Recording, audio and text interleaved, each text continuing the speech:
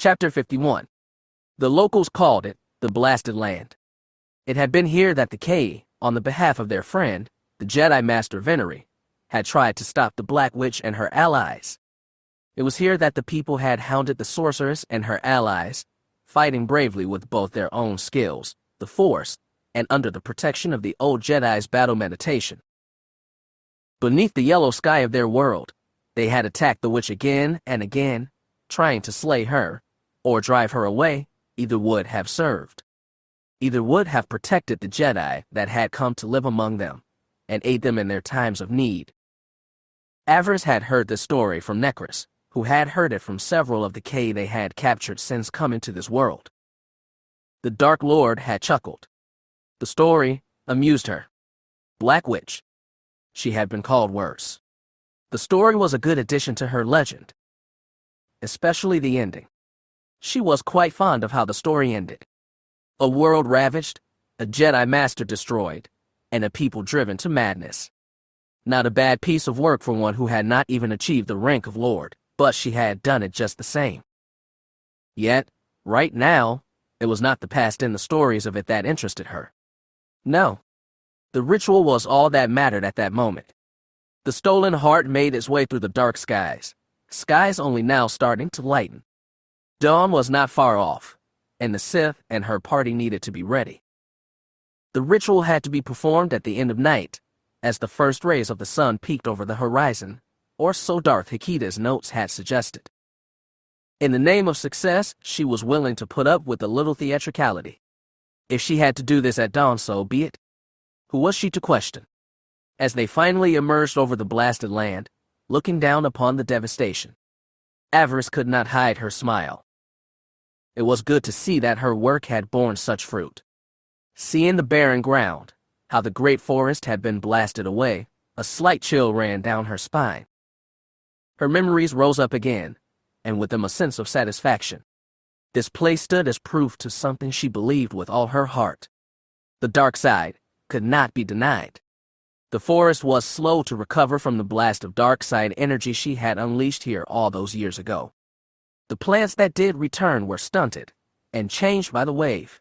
The dark side was now bound to this place, and it affected everything in close proximity to where she had unleashed the spell. As for the people, the K, they had undergone their own transformation. The spell had driven about a third of their population mad, setting off a civil war among the villages. Those now bound to the dark side attacking their light-leaning neighbors. Necrus had compiled a great number of reports about the fighting, taking holos of it. The dark side K were vicious, and despite being outnumbered they managed to do well against the rest of their people. Necrus soldiers had managed to capture about 20 of them. She thought they may serve well as a type of guard animal. They were certainly no longer sentient. The dark side had filled them with an unreasoning rage. A useful thought, the Dark Lord mused. She would consider it as they moved forward. As for Necrus, Rank, and the rest of their crew, she had advised them to move their base. Off-world would be best, but if that wasn't possible, then perhaps the other side of the planet. Once the ritual was completed, others would come. They would seek to understand what had been done here. It was better that her allies be far away when that happened. She couldn't say that she trusted Necrus, not completely, but she was willing to give the Devish a chance. As for her desires, all she wanted in exchange for her aid was a place in the government that Avaryss would build. It was an easy reward to bestow, considering what would come to pass when all the keys were hers. At least, she had not made the same mistake that Dime and Philin had. Avaryss didn't like destroying things that were useful. She found it wasteful. She would not destroy a possible ally until she was sure that they weren't one. So far, Necrus was proving useful, if nothing else. She informed her about House Fear, the locals' infighting, and the exact location of the Sith shrine she sought. That last piece of information being the most important of all. Yes, that spot where she had unleashed her power, that very spot, was where the group was heading now. After joining the Dark Council, she had ordered the construction of a small shrine here, meant to focus and amplify the dark side energies. There had been no chance to visit before now, even with the work being completed over a year ago. Only now had she been able to return. That shrine would serve as the focus for today's ritual, and with it, Avaryss would finally be able to see the locations of the remaining 2 keys. We will need to move fast when the ritual was done, she thought to herself. The galaxy was spinning faster than she had hoped. She had been too focused on the Zakuul and Finn of late. The galaxy had changed while she had been away. Her enemies within the Empire were moving again and making gains. She would need to take steps to stop them. House Fear chief among them. The very thought annoyed her. She had been too gentle with Fear's holdings. She realized that now. She would not make that mistake again. Again, she could almost see her master's face, his cruel smile setting her very nerves on edge. Even in death, Darth Fear held a hold on her imagination. You should not be surprised, my child, the Shay said.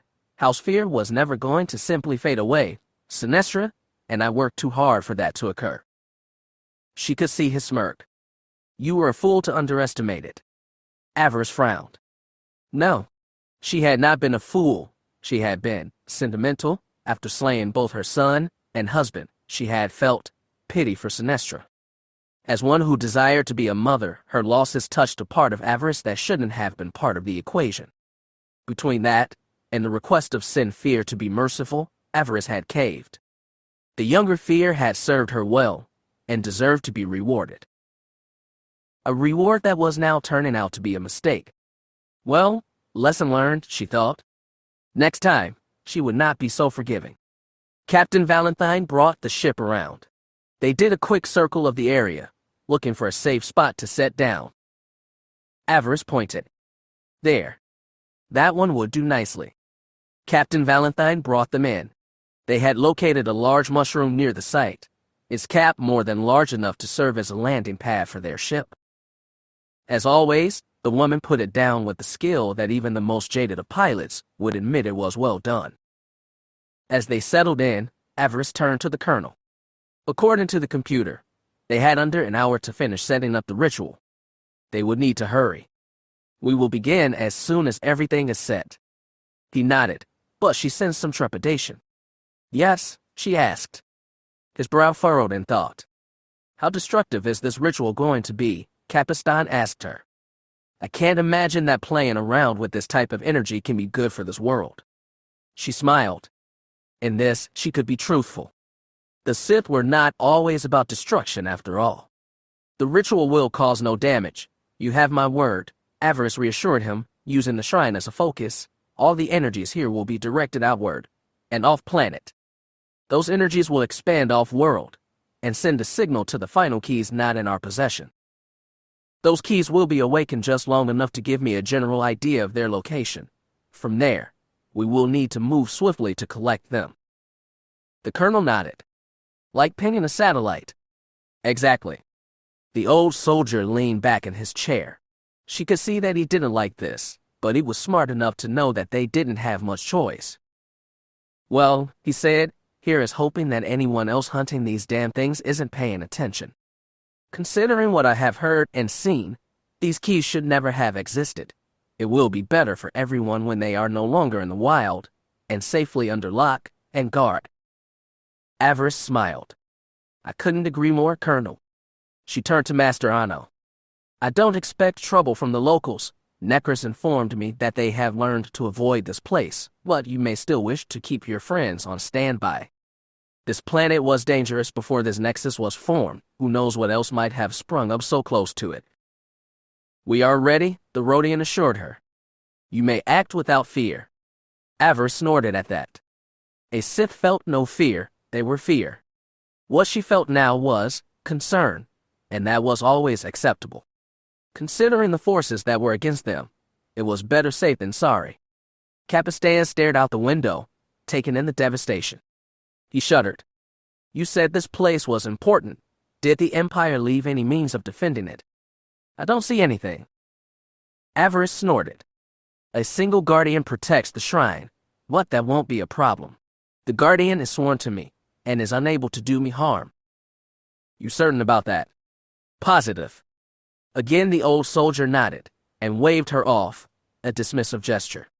She accepted it, and the trust that came with it. She understood how the colonel felt. Nothing about this was ideal, but they were now committed. What happened next would happen. She made her way out of the cockpit. The others would be waiting for her. They already had their instructions, how to prepare the shrine for the first stage of the ritual. She checked the time again. Dawn was drawing closer. They would have to hurry. Like the master she was, Avaryss strode among fellow Sith, directing them to finish their work. The summoning circle was completed within the shrine, and the others knew where to stand within once the ritual began. The circle would draw off the shrine. It would gather all the necessary energy it needed to send the signal, to call out to the other keys. As for the ones in their possession, they were next to her. The case containing the 3 keys was at her feet. The colonel had given her the code to open it finally. Almost ready, and just in time. Again, she looked towards the distance, the sky lightening every minute. She sighed. They would be cutting it close. She reached out with the force again, seeking the guardian of the shrine. Again, she sensed nothing. She continued to pace.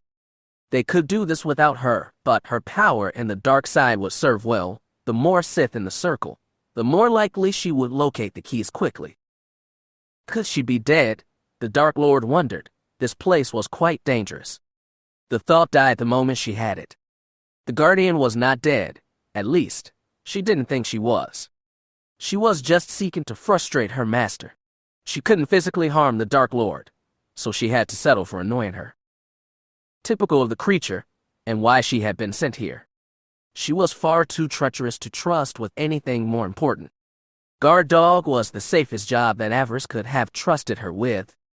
A job she had done well, considering the array of bodies around the structure. The remains of half a dozen Ka and Sith soldiers, Necro's people, surrounded the shrine, offerings left for the dark side, offerings drained of blood. She shook her head. Her guardian did have an interesting diet, but that didn't matter right now. Damn it all. Where the hell was she? Master. She turned to see Zay. The young girl radiated excitement. She was practically buzzing right now.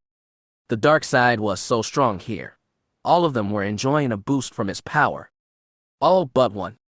Timon stood apart, watching the tree line for any possible attack. He was as uncomfortable as the Sith were empowered. The boy looked like he was about to jump out of his own skin. A shame, Avaryss thought, for one of the old blood. She turned back to Zay. Yes. Master, I need you to help me with Tim. How? Zay's smile turned predatory. I want you to show me how you did it. How you turned Master Finn. The girl licked her lips, excitedly. I think it is time for Tim to join us. Avaryss glanced up at the young man.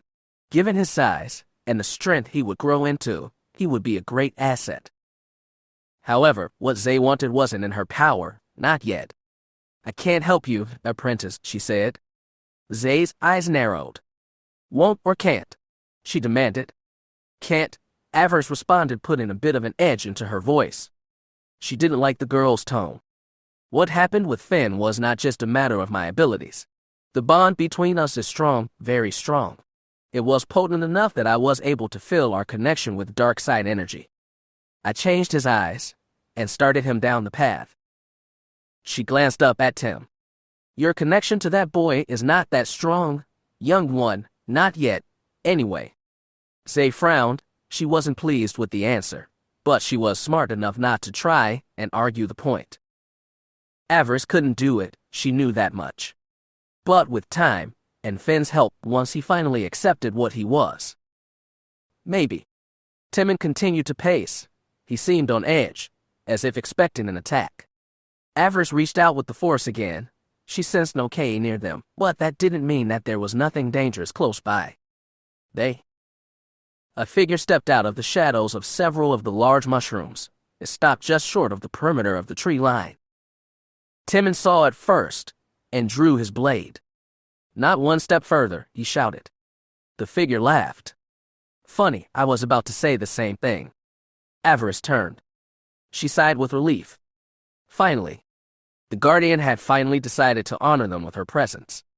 Avaryss was a bit surprised. what she saw made little sense. Agony noticed it too, as the Guardian emerged from the shadows. She blinked. Nas. "Hey, Tay," the red-haired young woman said, flashing that cruel smile that Avaryss remembered so well from her student years. She turned to the Dark Lord. "Farm girl," she said. Avaryss glared. "Lord Avaryss to you, Abominus," she growled. Abominus, the creature that had been born of the blood of their old, dead, Nas smirked. "Of course, my lord, of course," she said, offering a bow. "Where are my manners?" The Dark Lord sneered. Abominus was a creature born of the foulest alchemy. Manners were the least of her concerns. "A most interesting glamour you have conjured, monster," the Dark Lord said. "I'm impressed." Abominus shrugged. She did look exactly like Nas, that same pug nose and sly smile.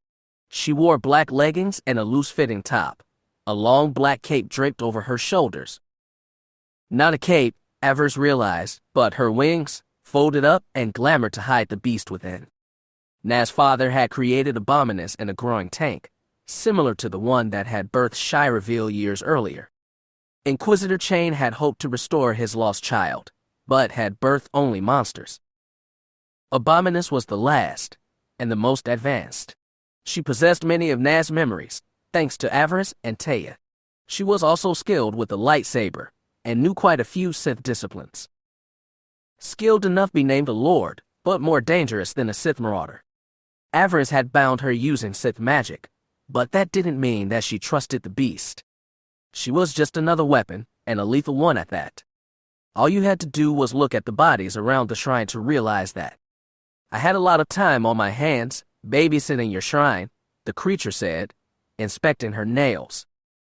She smiled up at her savior and master. "So, what brings you here?" "The time has come, beast," the Dark Lord said. "The time of my ascension is close at hand." The monster snorted. "Geez, Avi, were you always so melodramatic?" She looked at Zay and Timon. "Cute kids, are they to be my snack?" She snarled, showing a mouth full of jagged teeth. Both apprentice and Padawan went for their weapons. Avaryss waved them off. Abominus was simply being difficult. She would not disobey, though. She couldn't. The disguised monster turned back to her master. "So you are actually going to do this? You came here to cast some ritual? Why else seek out a shrine?" Avaryss shrugged. She looked down at her monster, her servant. "And you are going to aid me?" Abominus snorted. "It is not like I have a choice, is it?" "No," Avaryss replied. "You don't?" Abominus sighed and shook her head. She let the glamour fall away, revealing her true shape, the huge bat-like wings, the misshaped head, the taloned hands and feet. She glared at Avaryss. "Very well, shall we begin?" "Indeed," the Dark Lord said, motioning to the others to gather round. All but Timon approached, and he watched them with a sense of trepidation. The Dark Lord stepped into the circle, standing at its center, the other Sith taking up position, across from one another like points on a compass. Avaryss gestured with the Force, unlocking the case, and summoning the keys. They rose into the air, one by one, all singing their dark tune. They spun around the outside of the circle floating, taking up positions like spokes on a wheel. Taya, Zen, Zay, and Abominus all dropped to their knees and entered a meditative trance at the direction of their lord and master. Avaryss smiled. In the distance, the first rays of dawn hit the land. At last, it was time to begin. From the center she began the chant, the words taken from the notes of Darth Acina. Her fellow Sith took up that chant. She had taught it to them before they left. Abominus had hesitated at first, but she quickly picked up on the words as well. Soon she was chanting along with the others. Avaryss took a deep breath and let it out slowly.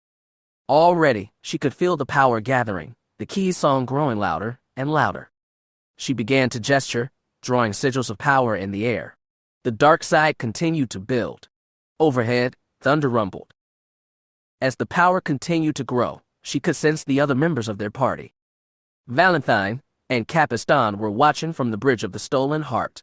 Master Anno had joined Timon on the ground, more machine than organic being. She could sense his link with his droids, their connection almost symbiotic now, far more than mere creator and creation. The air grew colder. Avaryss called out to her followers. Feel the wonder of the dark side. Forget your own grudges and ambitions for a moment.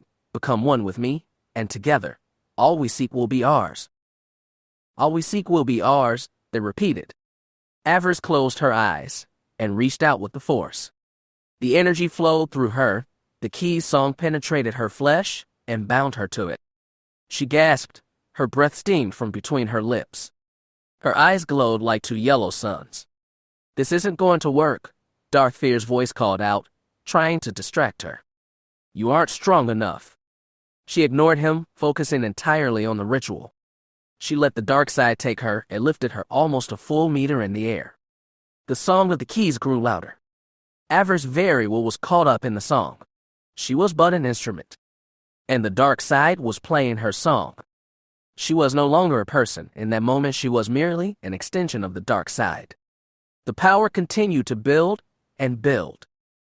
Finally, she stretched out her right hand. She reached out for the stars. She reached out and sang. She sang the song of Darth Acina, the song of his keys. The three in her hands joined in. They sang out throughout the cosmos. The song vibrated across the stars. Avaryss' eyes opened. She followed the song, like a hawk that followed its own screech in search of prey. She sang, and then. She gasped. Something sang back. She felt it. Two new voices added to the harmony. The last two keys. Where are you? She thought. Show me. Where are you? Her mind was pulled across the gulf of space, moving faster than even hyperspace could carry her. She saw it. She saw it all. She knew. She giggled. She saw a great temple built on a high plateau. She saw the banner of the Empire blowing in the breeze. She knew the place. She had been there. Lord's Reach. The fourth key was hidden somewhere in the Academy of Lord's Reach. Her mind whirled. It shot off like a missile. She found herself floating in the void of space, in sea of debris, a massive graveyard of starships. Republic and those bearing the mark of Revan and Malak's failed Sith Empire. In the distance, she could see a yellow star burning. Once a massive space station had floated over that star, feeding on its power. The star forge, she realized. The station was long gone, but the echo remained, and somewhere in the wreckage of the ships orbiting the planet Lehen, the fifth key awaited her touch. It called to her, wanting to find its way back into her grasp. She cried out in pleasure. Lord's Reach and Lehen. She knew the location. She knew where her victory would be found. She gasped. She was not alone. Another was with her. He had been with her all along. Somewhere, far away, Darth Fear smiled. He looked at her, no longer a shade, no longer a memory but a physical being. He was watching her. He had been watching her from the very beginning. He lived. No, she thought. No. Impossible. You're dead. He smirked. We both know that death is not the end, apprentice, her master purred. No. It wasn't possible. It wasn't. She had cut off his criffin head. Anything is possible, my dear, he said. And then, Darth Fear reached out, as he had done many times during her apprenticeship. He reached out and seized her mind. Her shields had been down, all her will focused outward. He stomped on her mind, her will. Darth Avaryss screamed. You betrayed me. You betrayed our deal, but fear not. I will not kill you, yet, he vowed. You know more about these toys than I do. He chuckled. I will find the final two, and then you will bring me the other three, and, at long last, I will rule the galaxy. She gasped, trying to fight back, push back the pain. Did you forget? He growled. You are mine, you will always be mine. Body and soul. New. Yes. Apprentice, oh, yes. The pain was like daggers in her skull. Everything was fading. She. No. It can't be. He can't be alive. Thank you, and my daughter, he said. You have made your father proud, one more time. She snarled in fury. Criff you. Until next time, my child, he said with a gesture. Something twisted in her mind. She cried out and fell. Distantly she could hear Zay crying out her name. She couldn't respond. The darkness wrapped around her. No. He can't be back. He can't. Farewell, my child, Fear said, his presence withdrawing from her mind. Remember, your father still loves you? Avaryss collapsed, her mind caught in a seizure. Her last thought was of fear. She wouldn't die, not yet. Not until he was done torturing her. Goodbye, daughter. I'll be seeing you soon. The world spun around Avaryss, and then... nothing. Gone. Finished. Chapter 52. Something was wrong. Finn had known it. He had sensed something off for days now. A certainty that only grew with the return of the stolen heart, and the request to have Dr. Tag standing by to greet them. Finn stood beside her and Major Locke as the ship made its final approach, and settled down on the landing pad. His heart was racing. He tried to remain focused, but what he was feeling was almost overwhelming. Something had happened out there, he knew it. She. He could barely sense her, and when he tried, he felt only confusion and pain. Something was wrong, yes. Very wrong. Locke met his gaze. He could feel that she was concerned as well, or at the very least, was worried about how this was affecting him. I heard from Chris, she informed him. She is stable, just unconscious. Finn's eyes narrowed. He could bloody well tell that she was unconscious. If she wasn't, he would sense her. No, scratch that. If she was unconscious, he would have been able to dream about her on her way back. She would have been able to tell him what happened. No. She wasn't just Griffin unconscious. It took all his self-control not to shout in the Major's face. His emotions were wildly out of control. He recognized that, but couldn't do a damn thing about it. He felt like he did after he and the rest of the Padawan pack had escaped from Coruscant's lower levels, when they had first heard about the surrender and the destruction of the temple. He took a deep breath and let it out slowly. It helped, but not very much. He again tried to reach out to Avi, to find her in their bond. What he felt filled him with fear. Their connection no longer shone like polished silver, the light in the dark holding equal ground. It was becoming a shadowy morass, and even linking with it now was like sinking into an oily bog. He shook his head. Was this the result of his actions on Tatooine? Had he poisoned the very connection that had bonded him and Avi since they were children? He didn't know what to think. He was only just holding his anger in check. He wouldn't give in to it. No. He was stronger than this. His heart skipped nervously as Avi was brought out of the ship in a medical pod. The lights and readouts blinking in the green, showing that she was stable, but at the same time, showing that she was beyond mere sleep. Timon and Zay guided her down, while Colonel Capistan, Taya, and the rest followed. Chris' expression was grim. You didn't need the Force to know how he thought the mission had gone. Timon caught his master's gaze when he emerged. The boy bowed his head, shamefully, as if this was somehow his fault. Seeing that, Finn almost yelled at him, demanded to know more. Again, his self-control stopped him. What is this, he wondered. What the hell is happening to me? Dr. Tag pushed her way forward, moving the two students away from the pod. What happened? She asked. How did Avi end up like this? We don't know, Taya responded, her voice cracking with fear. The ritual was going fine, and then... My master just started screaming, Zay added. She started shrieking, no, and collapsed. And then started foaming at the mouth. Don't forget that, my dear. Finn glared at the speaker, a young woman that he didn't recognize.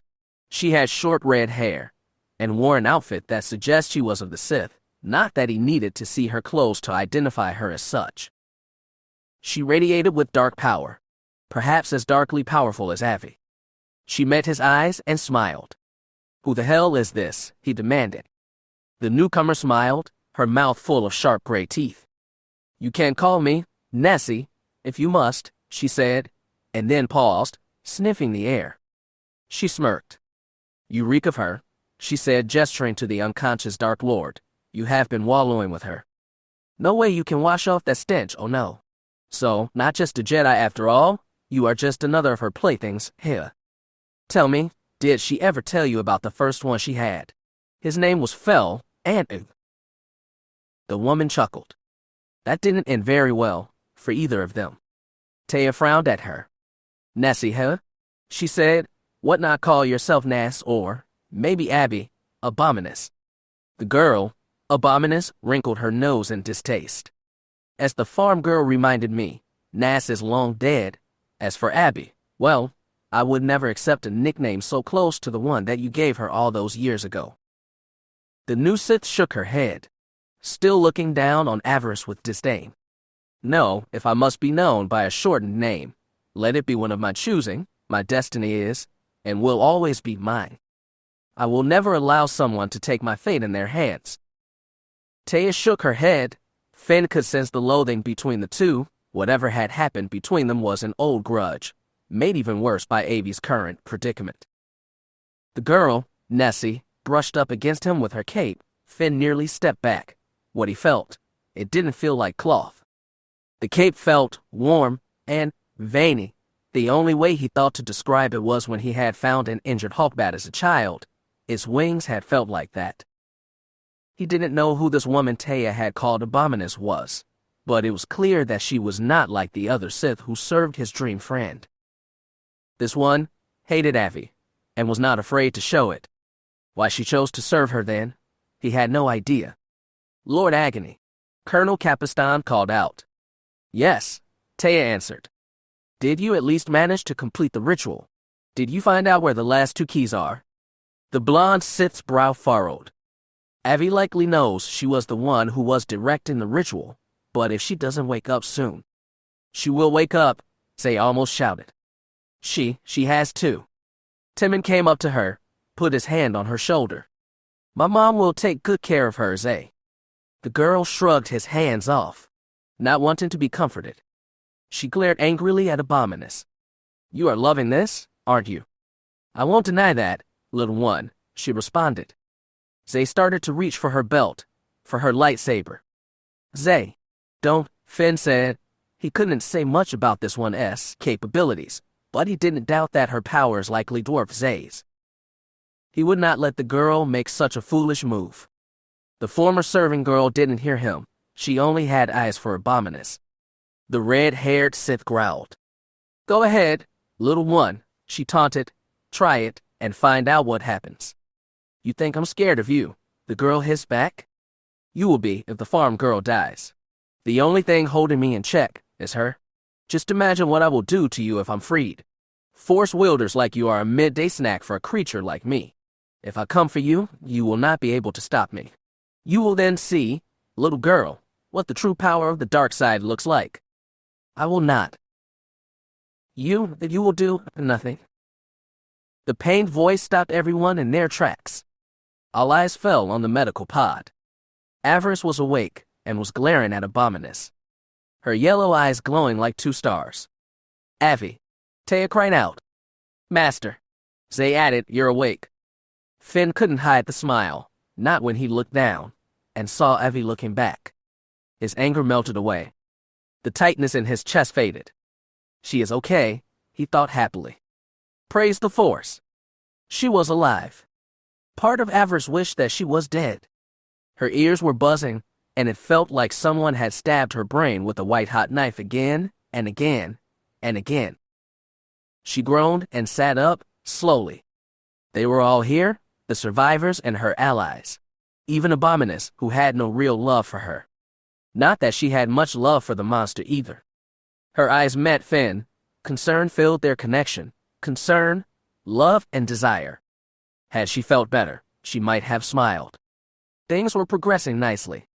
Taya also radiated happiness, her worries going away, and why not? She had bound herself to Avaryss star years ago. Zay was. Zay rushed the pod and wrapped her arms around her master, hugging her again. The Dark Lord didn't resist. It would drain her strength unnecessarily. The girl was a hugger, and for now, it was safe to let her indulge in such affectionate weaknesses. In another year or two, Avaryss wouldn't dare. As the girl entered the next stages of her training, she would understand that such moments would be a good time to slip a blade into her master's back, but that was not now.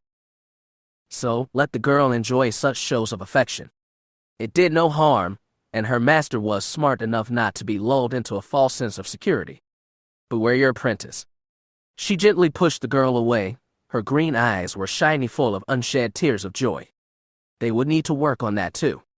Many eyes were upon her now. It was wise to appear grateful. They had brought her back, cared for her when she was injured. She shook her head. I am awake, she said, though part of me wishes that I wasn't. She pinched the bridge of her nose with her thumb and forefinger, the throbbing in her head quieting to a dull ache, and then again turned her attention to her pet monster. Abominus seemed to think she could escape her master. She was wrong, dead wrong. Avi would never let her go, never. And she would never have the revenge she sought. Not ever. You forget your place, Abominus, she hissed. The girl creature hissed. She was not scared of her master. Guess I won't be supping on your blood just yet, will I, farm girl? Avaryss didn't answer. She continued to glare holes in her enforcer. The creature still didn't understand. She was the lord here, Abominus, the servant. And that was just the way it was going to be. Abominus sniffed and turned away. I'm hungry. I'm going to find some food. I will be back. With those words, she leapt into the air, higher than 3 meters, straight up. As she did, her flesh changed, becoming the gray-skinned beast she truly was. Abominus vanished into the sky, with 2 powerful flaps of her bat-like wings. Avaryss groaned and shook her head. She wasn't sure who decided to bring the beast with them, but she could not say that she liked the idea. All eyes were on the retreating monster, everyone realizing what had come back with them. It was Gilly that first put that concern into words. Avi, Major Locke said, her face paling. What is that thing? Avaryss snorted. What Shire Veal should have been, had Darth Tarek kept a tighter leash on her. The Dark Lord sighed. Don't worry about Abominus, she may growl, but she can't move against me. I made sure of that before I allowed her to take her first breath. Avaryss' eyes went skyward. The mention of Shire Veal made her think about her old rival. They had heard nothing of the mongrel since the battle in Beggar's Canyon. She could be dead, her mutated body burned beyond recognition in the explosions, and then smashed into dust, pulverized by the falling cargo containers. Yet, Avaryss didn't think so. The she-beast Jedi would not die so easily. Avaryss had always known that when the time came, the two would face each other, blade upon blade. If and when Shire Veal did die, it would be by her hands. The two had too much history for anything else. Then again, the future was always in motion. Would she have felt the mongrel's death? She thought so. Still. She wasn't sure. Had she been captured by the Zakwil? No, that didn't seem right either. The holonet would have been filled with images of her being paraded before Arcan and his sycophants by Lennox Gull. They would have wanted everyone to see the price of resistance.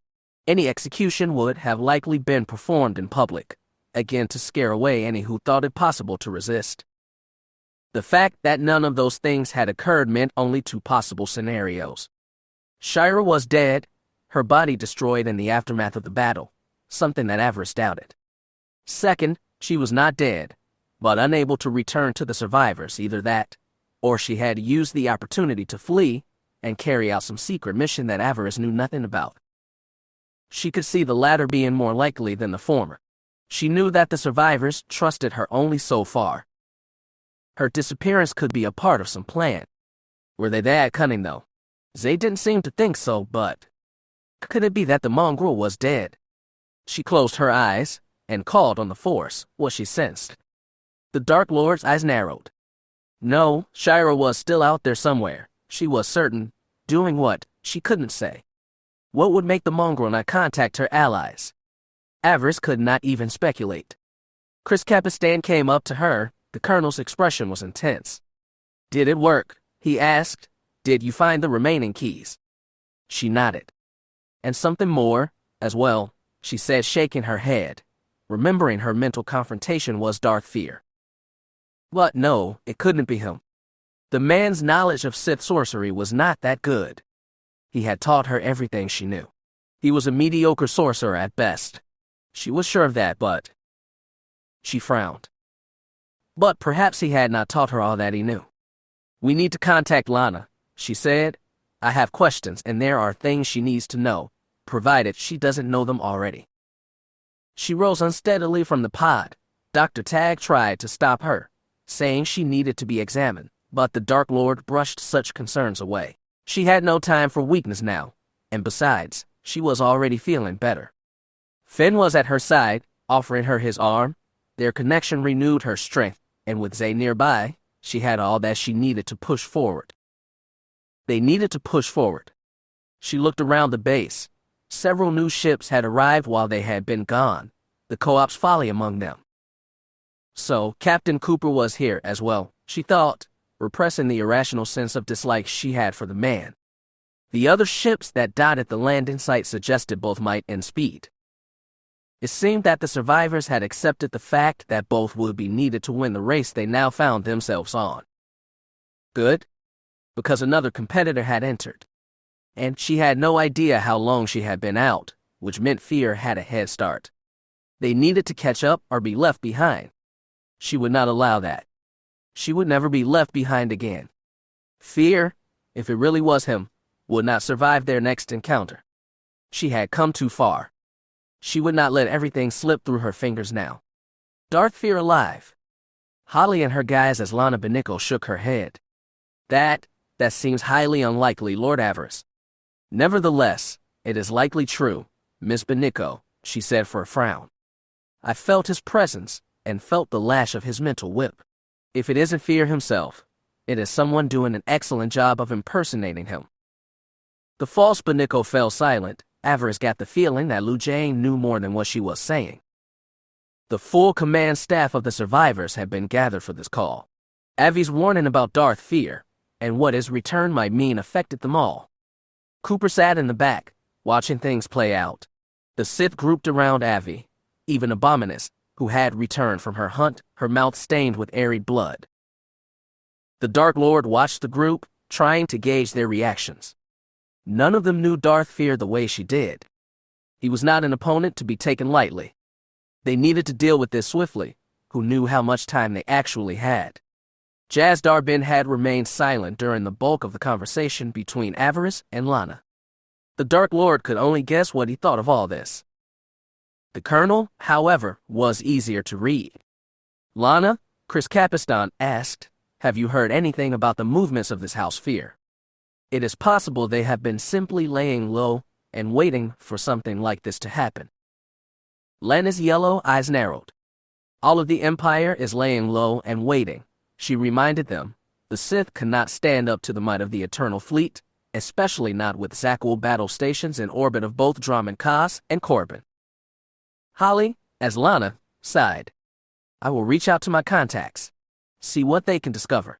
That last thing I heard about House Fear was that Empress Acina had named Fear's widow a Darth, and that she had remarried shortly after. Who was the husband? Avaryss asked. Some young warrior from within the house. The house's War Master, Fior, I believe his name was, officiated the ceremony. After that, House Fear went to ground, and have done nothing provocative since. The Dark Lord digested that. Marrying a young warrior didn't seem that out of place, but if so, where did Darth Fear fit into all this? He wouldn't just let his house be ran by a common soldier and Sinestra, and he certainly wouldn't like the thought of her remarrying someone who might have the strength to challenge him, especially if he was still weak after whatever it was had happened to bring him back. Colonel Capistan looked her in the eye. She could see a sense of concern there. This Fear guy was your master, right? That is correct, she replied. And you said that he could sense you, communicate with you through the Force over large distances.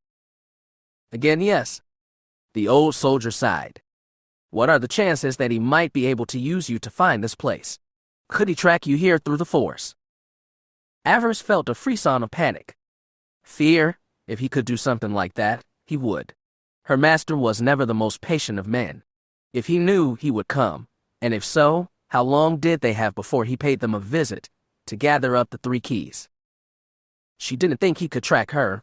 He had never showed that type of power, but then, he should not have survived being beheaded either. She then realized that he didn't need to track her. If he had been in her head all this time, wouldn't he have the location of Survivor Base? That panicked thought died quickly, logic intervening. She almost smiled. She didn't actually know the location of this world. She had only held the data card, and Agony had decrypted it.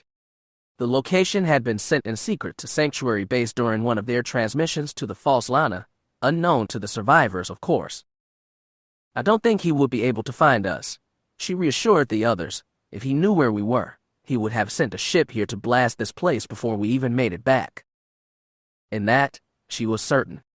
Of course, this now put some of her own soldiers under suspicion, General Glass the first among them.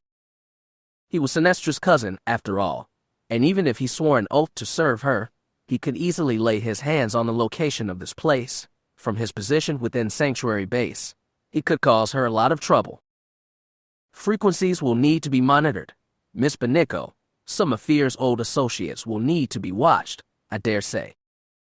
Holly nodded. The code phrase would be understood. She would contact Bleeze directly. The War Master would be monitoring all transmissions in and out of Sanctuary Base from now on. I will check back with you in 5 hours, the False Lana promised. Until then. May the Force be with you, Atlanta, Jazz Darbin said. And with you, she replied, her hologram fading from sight. Avaryss sniffed. Now that the pleasantries were done, perhaps now, they could get down to business. She looked over her allies, these people that she had fought and bled beside. One last time, she thought. Then, she would need to decide their final fate. Bring them in, or destroy them. One thing was for certain. There was no going back now.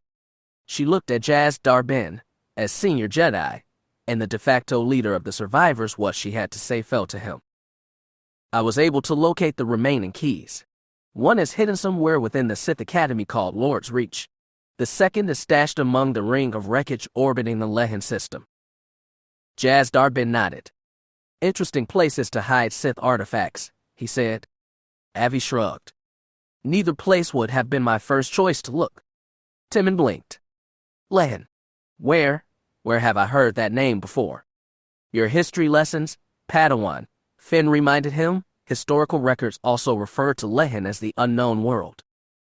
Hearing that name made the boy's eyes light up. The Star Forge. Exactly, Finn said. The system where Revan saved Bastila Shan and defeated Darth Malak. Avaryss' eyes narrowed. The Sith knew the system for an alternate reason to the Empire. It was seen as the site of one of their order's greatest defeats. Revan and Malak had had the Republic by the throat, only to trip over the finish line and destroy everything that they had worked towards. Lehen is an interdicted system, Colonel Capistan said. How could anyone hide anything there?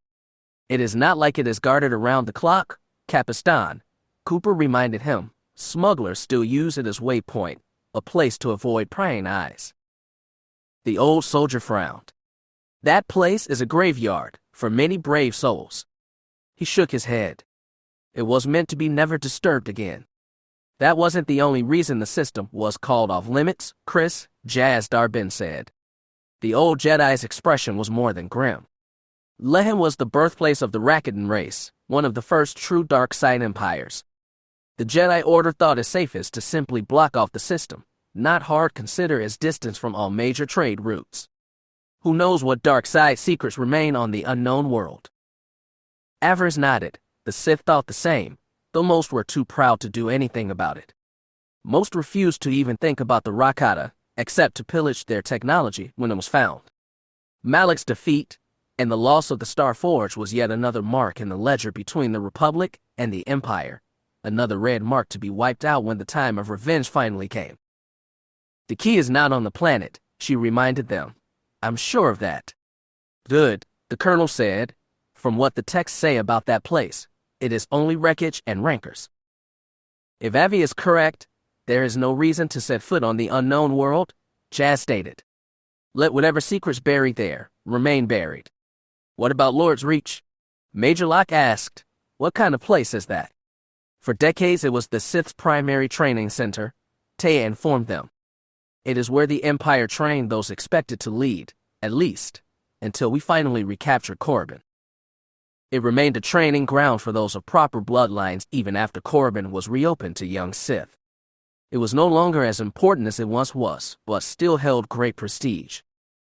Any thoughts where the keys might be hidden? Dr. Tag asked. A general location really doesn't help, does it? I mean a debris field orbiting a planet, and an ancient academy. I can't imagine these keys are just sitting in the open, waiting for us to find them. That is true, Avaryss said, but fortunately, you have two people here both connected to the keys.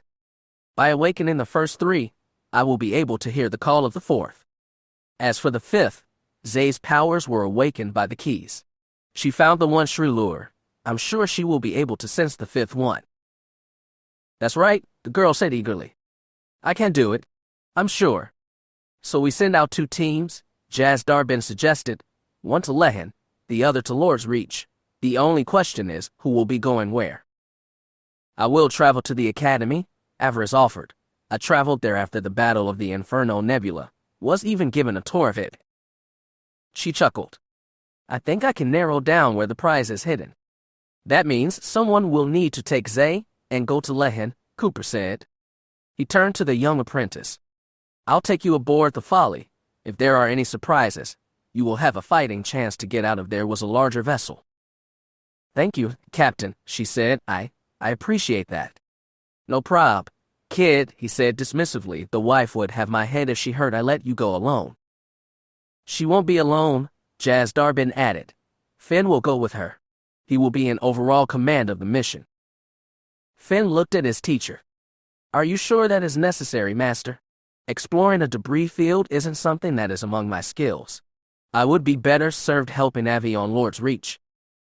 I would rather you go with the kid, he answered, but don't worry, Avi won't be going alone. I will be joining her on this mission. That got the Dark Lord's attention. Jaz Darbin had not left Survivor Base in months, even when the entire group went to back her up on Hutta. It seemed strange that he would offer to go now. Is he worried about Finn? She had to wonder. Did he not think he could trust his student around her anymore? If so, well, interesting. We should keep the Academy mission team small, he advised.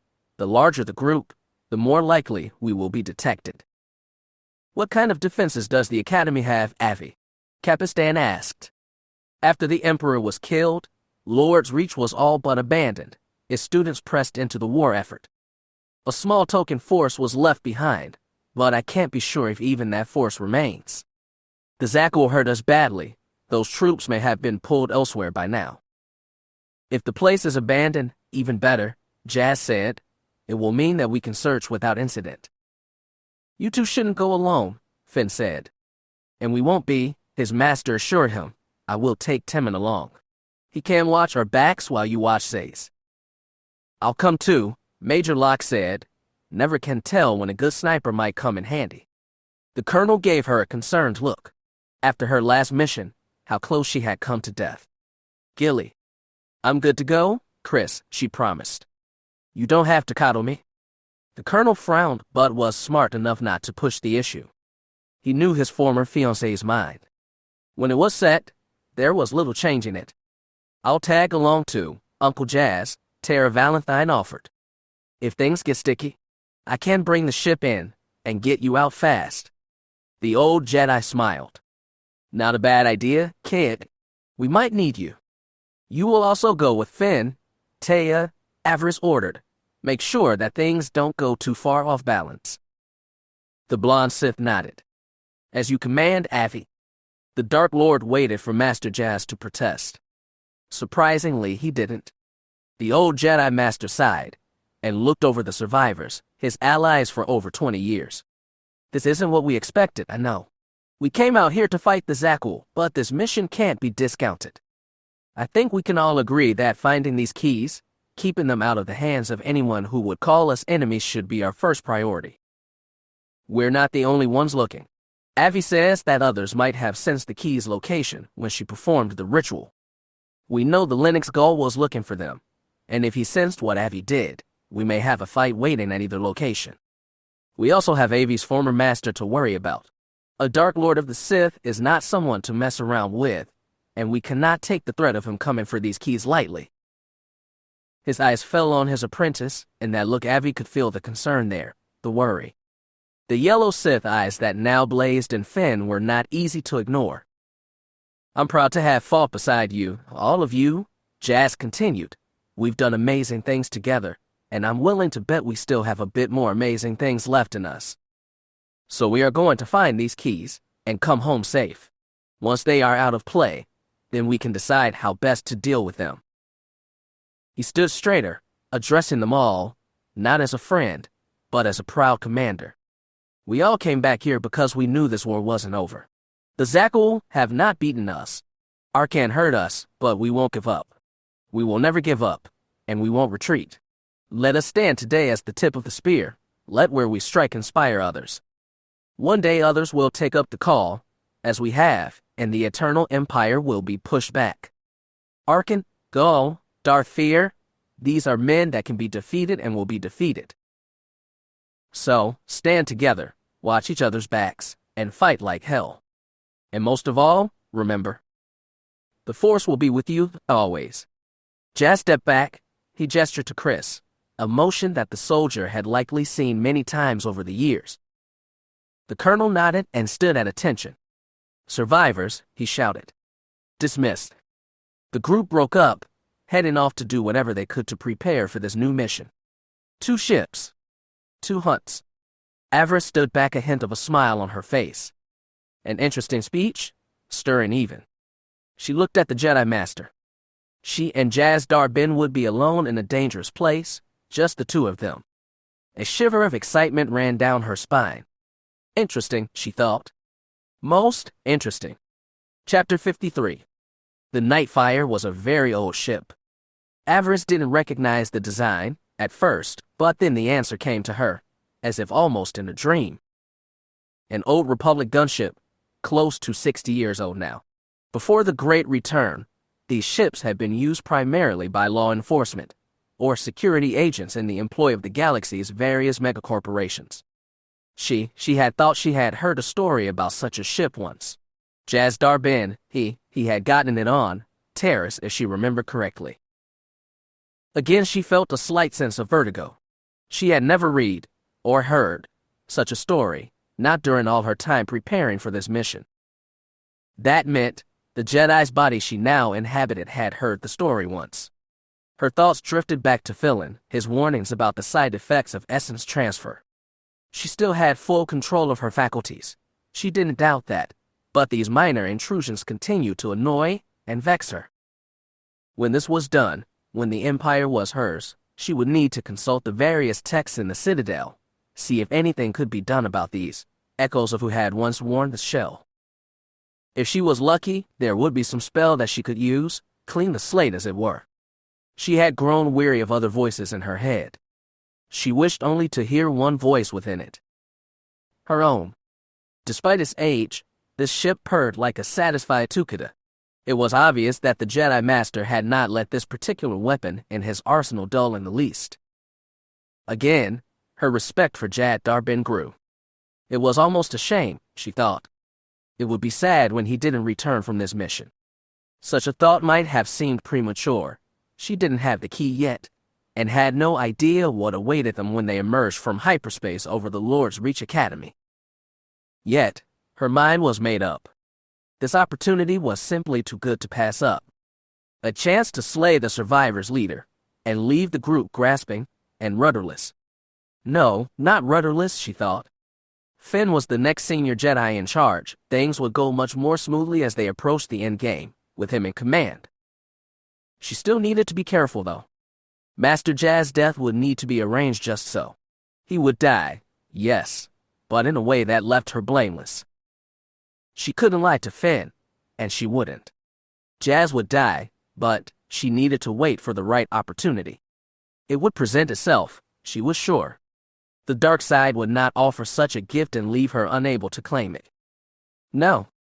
The dark side loved her, and now it's what would be done. So she sat quietly in the corner of the ship's main lounge, meditating. The night fire had 2 guest cabins, and one main one. The main one was Jazz's living quarters, and Locke and Tara Valentine had taken up the other 2, both resting. After all, who knew what awaited them when they reached their destination? As for Tim and Tag, he had been meditating across from her, but as time had passed, the young man had drifted off to sleep as well. Now he lay snoring softly on one of the couches in the ship's lounge. As she meditated, Avaryss reached out with the Force, trying to sense what might happen when they arrived on Lord's Reach. Given the ascendance of the dark side, it should have been easy, but things were not so simple. The Force whirled like a hurricane. Possible futures spun away before her mind had a chance to comprehend what she was seeing. It was all but impossible to see what might occur. She almost cursed. She didn't like going in blind, not with fear out there somewhere. Rather than focus on her worries and insecurities, she tuned her senses to listen in on what was happening in the cockpit.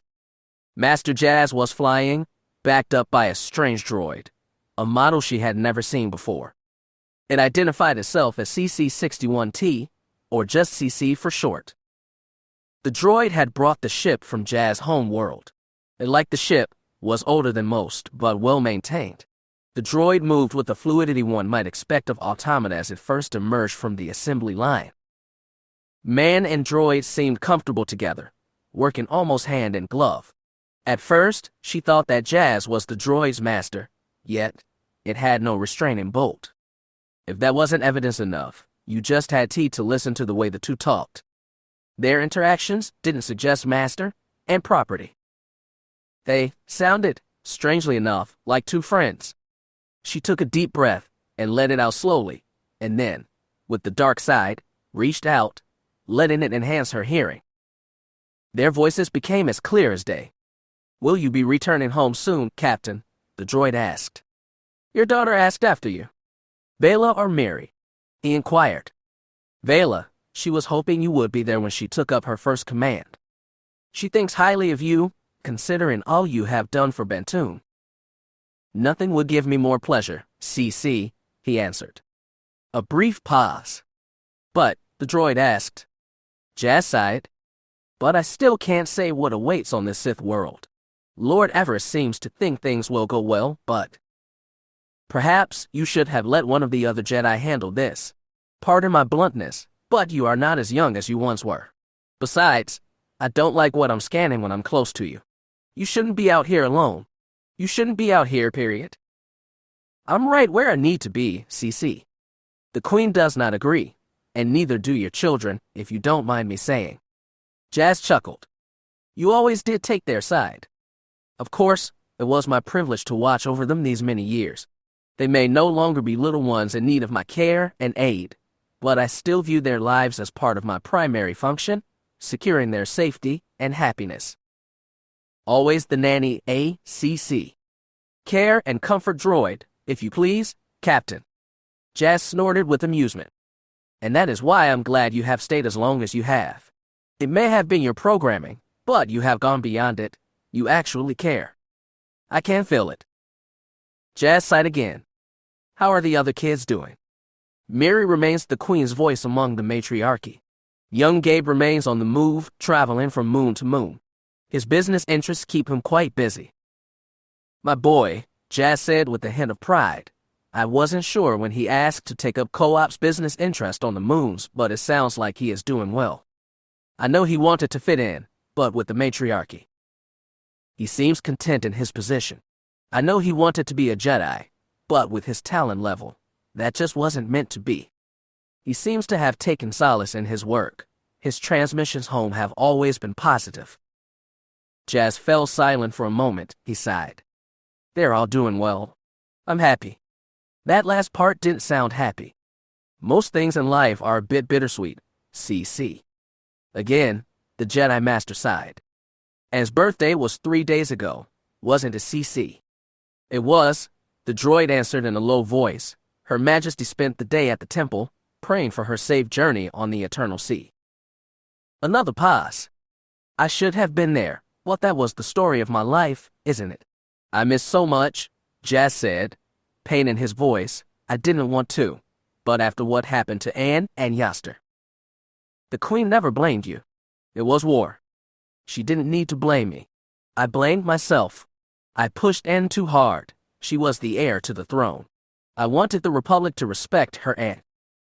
Jazz stopped mid-sentence. Avaryss frowned. The pain she sensed in the force almost stopped her breathing for a moment. The droid broke the silence. You lost a daughter. Captain Cooper lost a son. Such loss was common during the war, and it affected so many.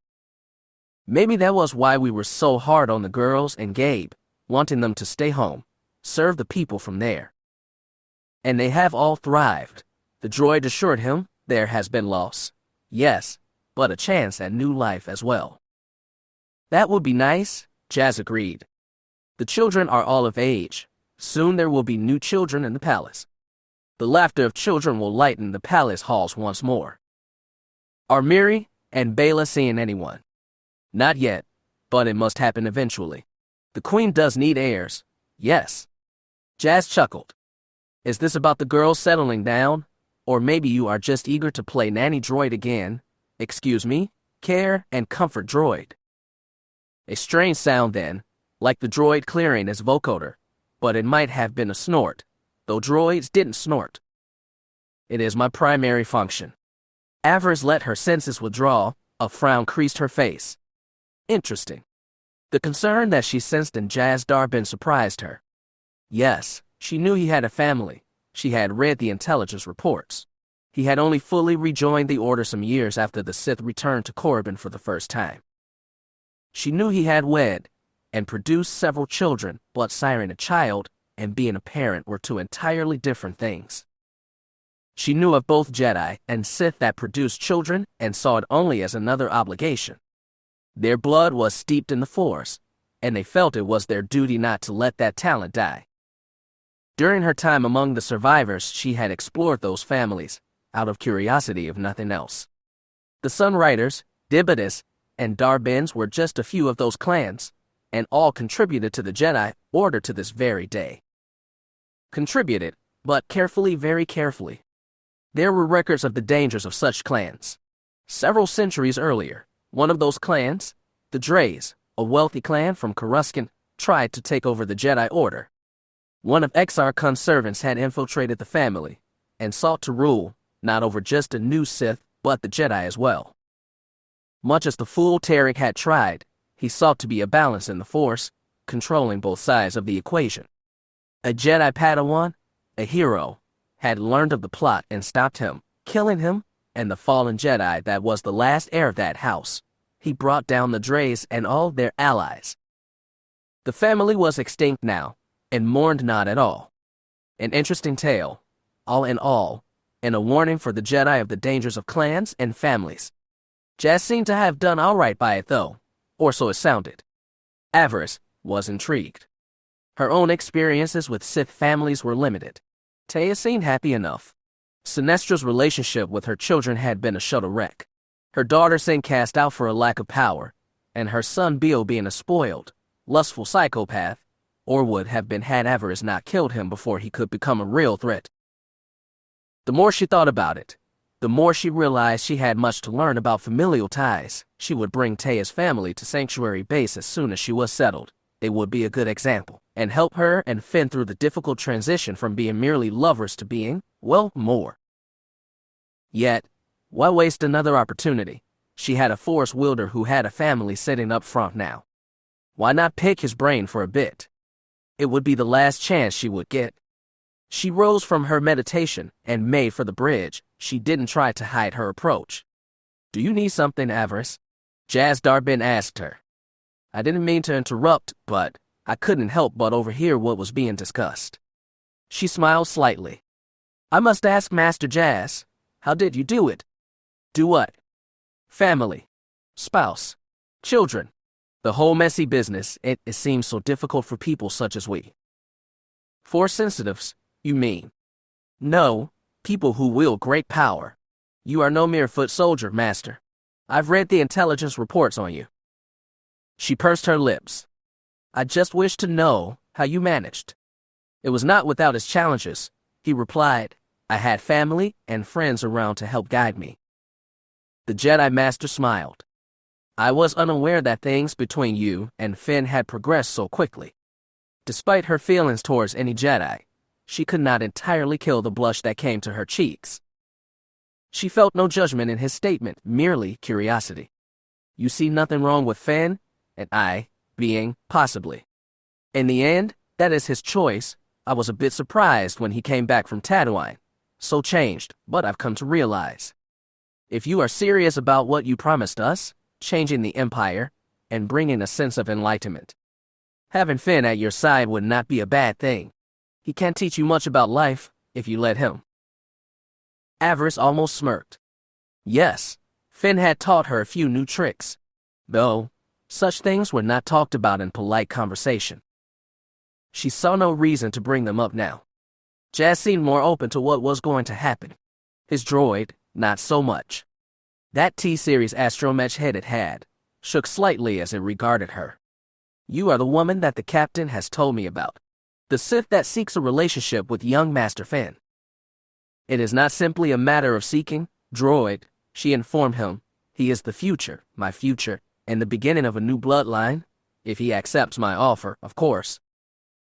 I see, the droid said.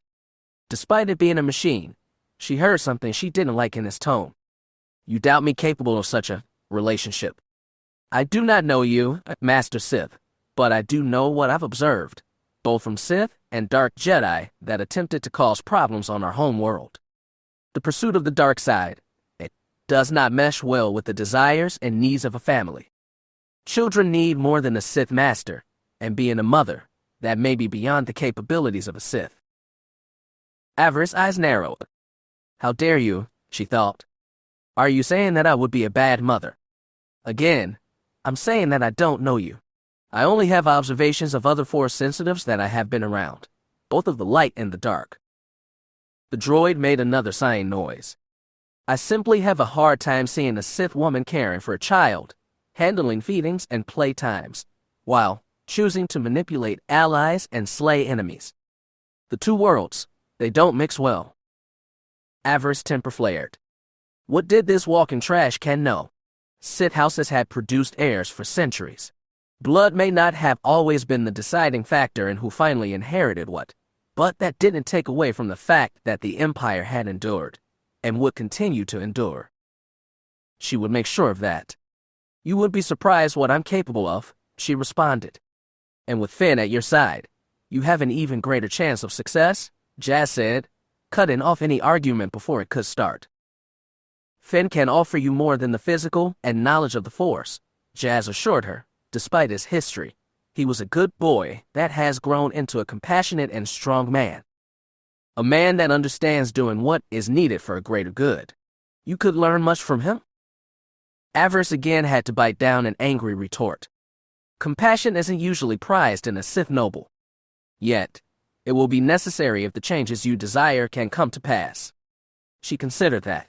In truth, she had no desire to change anything, merely assume control of what was rightfully hers. I'm not sure if I can do compassion, she said. You knew the value of it once. Finn told me a bit about the time you spent together as children. He could help you rediscover that part of yourself. If you two do wed and have children, they will thank you for those lessons, mark my words. Again, she considered what he said. What she and Finn had now, that was mostly lust and desire, but that wouldn't be enough to keep the flame between them burning. Darth Fear had told her that Sith relationships usually burn out. He warned her that her relationship with Fel would have failed, that she would have come to resent him for standing in the way of her own rise. His own relationship with Sinestra had become more about business rather than emotion, especially near the end. She didn't want that to happen with Finn. Teia's parents seemed happy, but then they kept to their own spheres of interest when it came to their lives. Teia's mother was a fierce marauder, her father a skilled trader. They shouldn't have been compatible, but they were. Could she and Finn be the same? Could they transcend emotion and ideology and be happy? She couldn't say for sure. She looked at both Jedi and droid. They had given her much to think about. Would it not be enough to simply turn Finn? As a Sith, he would likely become a rival, or resentful of what she had taken away. Resentment and rivalry, they were not traits to be desired in a mate or partner. She had enjoyed his new aggressive side, but could that become a problem? He was changing, for her, whether he accepted it yet or not. Maybe did she have to change for him? She would not give up the darkness, but she could channel it into different pursuits. Would that be enough? She couldn't say for sure. She closed her eyes and tried to find him in the Force, yet even that simple pleasure proved elusive. The co-op's folly was still in hyperspace as well, drawing closer to Lehen. "What are you doing at this moment, my love?" she wondered. "Focusing on the mission, or thinking of me?" Her brow furrowed. She hated to admit it, but Jas Darben was right. What she wanted would not be easy, but, then again, nothing worth having ever was. "Be safe, my love," she thought, sending her thoughts out through the Force. "Be strong and fierce, and be ready. We will see each other soon." Finn. Finn. He stirred in his sleep. The merest touch through the Force had brought him back to the waking world. He blinked and looked around the small cabin. It took him a moment to remember where he was. For a moment, he had thought himself aboard his master's ship. It took him a few moments needed to find his center and focus again. "Avi." He took a deep breath and let it out slowly. Yes, he realized. "Avi," she had called out. He heard it. He nodded. She had reached out to him, he was sure of it, felt it, but that connection had slipped away almost as quickly as it had been established. It wasn't that he wasn't receptive, only that he had something else on his mind. "Someone else?" Taya murmured, and shifted in her sleep. She lay there, atop the blankets, wearing nothing but a single boot, her pale body still sheened with passion sweat. Finn shook his head. It had happened again, he realized. He had lost control. The journey aboard the co-op's folly had been going well enough. Once they had left Survivor Base and been safely underway, Captain Cooper had called them to his cabin to discuss strategy and prepare for their arrival in the Lehen system. The smuggler chieftain sat at his desk, pressing buttons. The holo sprang to life. Above his desk floated an image of the Lehen system, including the debris field that had been left by the great battle almost 3 centuries ago. Even now, it was hard to imagine. Finn blinked. History had been made that day. The Star Forge, the bane of the Republic and glory of the Sith. It had been a dreadnought of terrible power. The ancient Rakuten station had been a true weapon of the dark side, producing fleets of ships, starfighters, and legions of assault droids used by Revan and Malak to wage their war on the Republic. Its destruction had saved not just the Republic, but countless lives. Malak had died there, and Revan had seemed to be redeemed, with no one guessing that he would eventually rise again, centuries later, before finally finding peace and release into the Force. Finn had not been on Yavin 4 that day, but had known many who had. They had been too late, the Emperor had risen again, but at least Revan had been stopped. A minor victory that.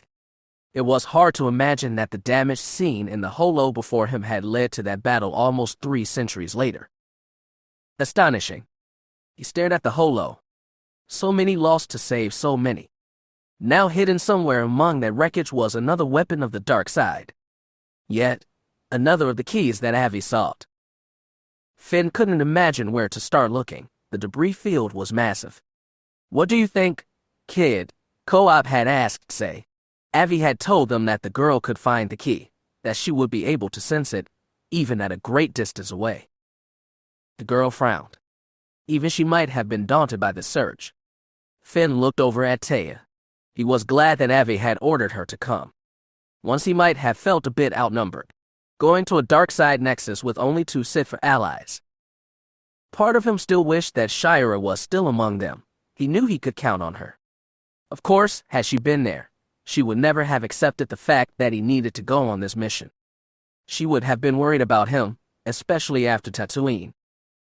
She would have taken one look at his eyes and said he needed to stay out of this. Even the thought of that annoyed him now. Yes, It was better that she was not here. Far better. Besides, he knew how strong Taya was. She was as good a backup as Shira would have been. The blonde Sith's brow furrowed in thought. Any ideas? Finn asked. She nodded. I can't imagine anyone simply releasing the key to just float with the rest of the debris. To do so would invite the risk of its destruction. Despite its power, it is still just a piece of crystal. Finn nodded in agreement. Yeah, he agreed. You have a good point there, Tay. She smiled sweetly at him, a smile that made his heart beat slightly faster. Zay leaned in. So we are looking at some of the larger pieces of wreckage. Maybe even one of the wrecked ships. Finn nodded in agreement. Yes, that made sense, and it felt right. Cooper isolated the images, putting a focus on the largest pieces of the debris, and the few derelict husks that had once been ships of the line. Most had been destroyed by the Starforge's death, but this holo showed 5 or 6 still mostly intact. 2 Republic, and at least 3 Sith, the dark side vessels looking like the pincer of a giant crab. Hard to imagine what they must have been like fully functional, how deadly they must have been. It had been centuries, but these had been all but preserved by the void. Airless space had kept them preserved, possibly well enough that someone might have chosen one for a hiding place. Finn looked at Cooper. Are these images accurate? They're a little out of date, he admitted. They came from a smuggler ally of mine, a man who used this system as a drop-off not 2 weeks ago. The smuggler chieftain smiled. We will get a more detailed scan before we head in, who knows? He looked at Zay again. Maybe you will sense what we are looking for as soon as we arrive. It will save us a bit of time searching. The girl smiled. I will try my best, Captain.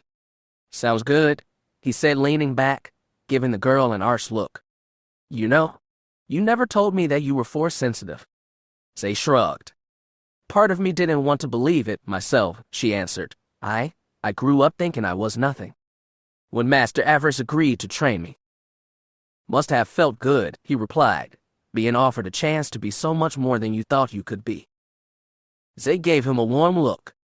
It didn't hurt that you were so kind to me, Captain, she said. You and Lady Kimura both. You gave me the confidence that I needed to take the next step. I will always be grateful. Finn pursed his lips. He almost dismissed what Zay was saying, almost. It seemed she was being truthful, just a young girl thanking someone who had helped her once, but he had seen another side of Zay over the last few months. The girl was quite clever, and could be very manipulative when she wanted to be. Finn had been on the receiving end of that cleverness after he stopped her from killing that Arid. He and Avi had argued about it. She had been annoyed that he interfered in the girl's training, and he wasn't happy that she would have the girl kill a defenseless animal when she had no good reason to. That heat of that argument had turned into heat of another kind. The two of them ended up in bed again. He had enjoyed that, as much as she did. He had dominated her, and she had submitted willingly. It had felt so good. It wasn't until later that he wondered if Avi had set the whole thing up. It seemed unlikely. Yet, he was quickly learning not to underestimate his love. She was quite clever, too. He looked over the map Co-op had offered. They would have a better one when they arrived, true, but it wouldn't hurt to do a little studying first, at least some of the larger wrecks. Could you make us copies of this map? He asked. Sure, Co-op answered. He began looking around his desk. Now, he murmured, where did I put those data cards? Top right-hand drawer, Captain, Zay volunteered. Thanks, kid, he said, opening the drawer. I couldn't wait. He blinked and looked at her. How did you know where I put those data cards? Zay blinked. For the briefest of moments, Finn sensed a twinge of fear from the girl, but it was gone just as quickly. She grinned. You showed me, sir. Did I? He asked. Yeah, she said, waving her hand before the drawer. Don't you remember? After you picked me up from the Fairwind, you brought me in here and took my statement for the survivors. Coop's expression slackened for a moment, but then he nodded. Yeah, I remember now. After we picked you up from that ship, I took your statement, thought Jazz might want to read it. He chuckled and rubbed his eyes. Never grow old, kid. It does a number on your memory. Zay beamed at him. Coop put the cards into a data terminal, downloading the maps. Finn's brow furrowed. He thought he had felt something. He looked at Zay. Had the girl just used forced persuasion on Co-op? It seemed unlikely. Gabe Cooper had a very strong will, but then again, everyone seemed to let their guard down around Zay. Why not? She looked as harmless as. Thank you, Captain. Taya leaned forward, using the force to turn off the hologram, and in doing so, rubbed up against Finn. He felt a spark of electricity go through him. Whoa. He almost took a step back. She snatched 3 cards from the captain, then sitting on the table, turned to her fellows, crossing her legs demurely. She used the force to hand Zay her card, but not Finn. Oh no. She leaned forward and... Finn smiled. Tay was wearing his favorite outfit, the low-cut black top and flowing red skirt. The one she had worn when she had come to him that first time. The time he had stupidly sent her away. Here you go, Finn, she purred in a low, husky voice. He went to take the card, but she pulled away just enough. Just enough to get him to lean in. That was all it took. He could smell her hair, the scent of the light perfume she wore, or maybe that was just her. A natural scent of loveliness. It made his blood race, his passions awaken. He took the card, but the mission was not what he was thinking about. Not at that moment. She hopped down from the table again, brushing against him ever so lightly. Finn had excused himself and the ladies. Captain Cooper promised he would let them know when they reached Lehen. Zay went off on her own. The cargo hold was almost empty. She wanted to practice. She had not done her lightsaber drills today. Her master would expect it of her. She would study the map later. Finn thought that a good idea.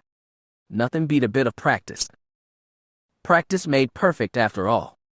He had followed Taya back towards the guest cabins, his cabin, the same one that Master Jazz had lived in when he had been part of the Folly crew. The blonde Sith put a bit more sway in her step, drawing his eyes. He had no complaint. Taya was bunking with Zay in the cabin down and to right of his. She mentioned that she was going back to her cabin. She wanted to study the map. She wished him good night and... She didn't make it. He had come up behind her, covered her mouth, and pulled her into his cabin.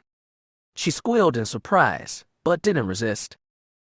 He slammed the door behind them, spinning her around and pinning her against it. Her blue eyes met his golden ones. Finn, she gasped, what are you doing? His hand slid up her inner thigh, finding just the right spot, and slurring her words. She responded like flicking a switch. She knew what he wanted, and what she wanted. She grabbed him, and sawed his mouth. They kissed fiercely, her tongue darting in his mouth as quickly as her lightsaber. The heat was upon them in seconds. They tore off each other's clothes and fell into the bunk, attacking each other like 2 maiden beasts. She hadn't resisted. She let him in, surrendering, that pretty little Sith wearing nothing but her leather boots. He loved that. It seemed dirtier somehow. It just inspired him to do more, and her to cry out in pleasure. She let him touch everything, kiss everything. It had been amazing. No words passed between them. They gave themselves to delirious pleasure. After the first time, Tay had giggled. He had caught her off guard, wonderfully so. She had no desire to return to her own cabin. She tried to get a bit more comfortable. She managed to slip off one of her boots, but hadn't gotten the chance to get at the second, seeing that long shapely leg had just aroused Finn anew. He had her again. Now that they were done, they lay content, someplace between being awake and asleep. Warm and content. Her shirt, skirt, and lightsaber were puddled next to the bunk, his thrown haphazardly around the room. Such had been the frenzy, the sweetest of releases. Now, in the afterglow, they lay in each other's arms. Finn sighed contently. Amazing. He had felt it during the meeting. She had called to him her need and desire, washing away everything, every doubt and thought. She had sensed it, he realized, sensed that he had been questioning what Zay was doing. He frowned. Had she done this? To distract him. Had she? Finn looked down. Tay.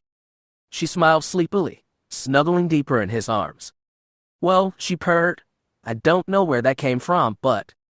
She giggled. I certainly have no complaints. Her words the way she was touching him. He shook his head. Any doubt he had faded. He smiled. He hadn't expected this. When he had first come to her on the plains, watching her burn herself in self-punishment, he had just been trying to get closer to her and Avi. He had thought helping her with her pain would be enough, but now, he realized it had just been the beginning. He sighed, losing himself in the smell of her hair, the feel of her soft skin. Tay. Nothing was wrong, he knew. Everything was right where it needed to be. Soon they would reach Lehen. That thought didn't worry him. The Force was with them, he was sure. Come what may, whatever was waiting in the void beyond the unknown world. They would be ready. Avi would be equally ready, he knew that too. The Force was with them. He sighed in surrender, finally giving in to sleep. They wouldn't fail. Chapter 54. How's it going, girl? Do you sense anything? Zay breathed in through her nose and out her mouth. It was the only sound in the vacant cargo bay, her brow furrowed with concentration. She remained silent. At first, Finn didn't think that the kid had heard Tay's question, and then she frowned. The answer, she gasped, is no, it is the same answer that I gave you 5 minutes ago. As it was, the last 7 times you asked me. Zay's eyes darted behind her closed eyelids. Finn could sense her reaching out with the Force. He could also sense her annoyance at her fellow Sith. Do us a favor, Zay hissed. Do, whatever it is you are doing, away from me. Taya sniffed and walked away. Brat, she murmured. Nag, Zay spat back. Finn suppressed a laugh. Taya probably deserved that. He could only imagine what the girl was feeling right now. What she was doing was not easy. He could sense her reaching out, her mind like so many tendrils, questing in the dark. It wasn't easy to project your conscious mind so many directions at once, but it was needed. Zay was trying to find a diamond in a hailstorm. She didn't need to harass. He sympathized with the girl. He could feel the aura of this place, and he wasn't even reaching out. The dark side was very strong here, strong but elusive. It would not be easy, finding the key in this place. Since arriving in the Lehen system, the Co-op's Folly had been making a slow circuit through the sea of debris. A graveyard of ships and broken pieces that marked the site of the final battle of the Star Forge. The maps had not lied. The field was massive, and without the Force, it might have taken years to search. Of course, even with the Force, it could take time. Time they likely didn't have. Captain Cooper had brought them in as close as he could without risking damaging his ship. The old freighter was tough, make no mistake, but some of the large pieces of debris dwarfed it. Leftover armor from either the Sith warships or the Star Forge itself. Massive wedges of metal that tumbled erratically. The Co-op's Folly wouldn't survive a collision if it occurred. Any impact would have likely popped it like a soap bubble. In other words, they needed to be careful, but move quickly at the same time. Avi had warned them that other interested parties might have sensed the key's location, and the survivors weren't the only ones looking. After their arrival, the 3 Force wielders had set up inside the Folly's almost empty cargo hold. Zay said she preferred to meditate in a larger space, felt she could concentrate more if she didn't feel confined. She seemed skittish being back on the Folly, or rather, simply being back on a ship with such close quarters. She didn't talk about it, but Finn sensed her nervousness, being back on such a ship again. He suspected that it reminded her of the past. He guessed, given what had happened with the boy that had kidnapped her. Her discomfort was understandable. Finn didn't blame her, who knew what that man had threatened her with. It was no wonder she preferred more open spaces. So the 3 had come here. They were connected to the bridge via comlink, and Zay, through the Force, was exploring the debris, seeking out the key by its song. So far, after 3 hours of searching, they had found nothing. When Finn closed his eyes, he could almost see them, the tendrils of Zay's mind, reaching out, seeking the key, in every corner of this wreck or that. Again, as she had done several times since they had begun, the girl sighed. She opened her eyes and slumped forward. It is not here, she gasped. We, should move on. Search the next sector. Finn sent word to Co-op. As soon as he did, he felt the slight lurch as the freighter moved on. He shook his head. Avi had seemed so certain. Could she have been wrong? He looked down at Zay. The girl was panting, her face slick with sweat. She grasped for a bottle of water, but it tipped over. Cursing, she reached out again. Finn used the force to guide it to her. She took it and drank greedily. The poor kid, he thought. She looked exhausted. He lay down.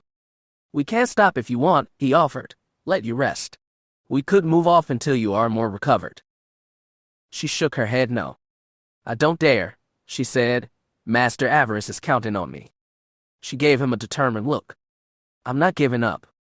Very well, Finn answered. We will be at the next grid location shortly. You should try to rest a moment. She nodded and looked down. Another grid, she murmured. Oh, goody. He snorted with amusement and turned away, his eyes finding Taya. She tried to appear uninterested in what Avi's apprentice was doing. She had gone off to a far corner and was doing her own type of meditation. Her eyes closed, she punched and kicked as she moved through the slow dance of some etching training drill. He watched, enthralled. Every kick, punch, and block were done with a sense of sensuous grace and skill. Even now, simply watching made his blood stir, but this time, he controlled it. He didn't wish to distract Zay, and besides, practice and restraint was good for a Jedi. The Force knew he had not been doing such a good job of it in the last few weeks. There would be time, later, he thought, don't be weak. Once they found the key, there would be time to indulge in personal desires, even more when Avi was back among them again. Memories of the tattooing in intruded, of sighs and moans, the sounds of flesh moving against flesh. He shook his head. He had done his best to please them both, but Avi. She was a part of him. Avi was Avi. After their first time, he had felt a sense of relief and closeness that he had never felt before. He longed for that sensation again. He missed her and found himself wishing the best for her and the rest of the Nightfire team. He wasn't worried. She had Master Jazz and Timon with her. Timon was growing into a capable young Jedi, and Master James, well, Jazz Darbin could handle anything. He smiled. We're so close now, he thought, and we seem to have gotten here just in time. No ships, Zackle or otherwise, had been waiting for them. If this was a race, it seemed that they were in first place. Finn hoped that they could stay that way. He left Zay alone for a bit. He walked up to Taya. Everything okay? He asked her. The blonde Sith chuckled. It takes a lot more than a teenager thinking me a nag to unsettle me, Finn, but thanks for asking, just the same. She came up on her tiptoes and whirled, throwing a slow-motion kick. He could only imagine what that would have looked like with the full might of the Force behind it. Despite what Avi thought, Taya remained quite strong in the Force. He was glad that she had let go of her pain and anguish.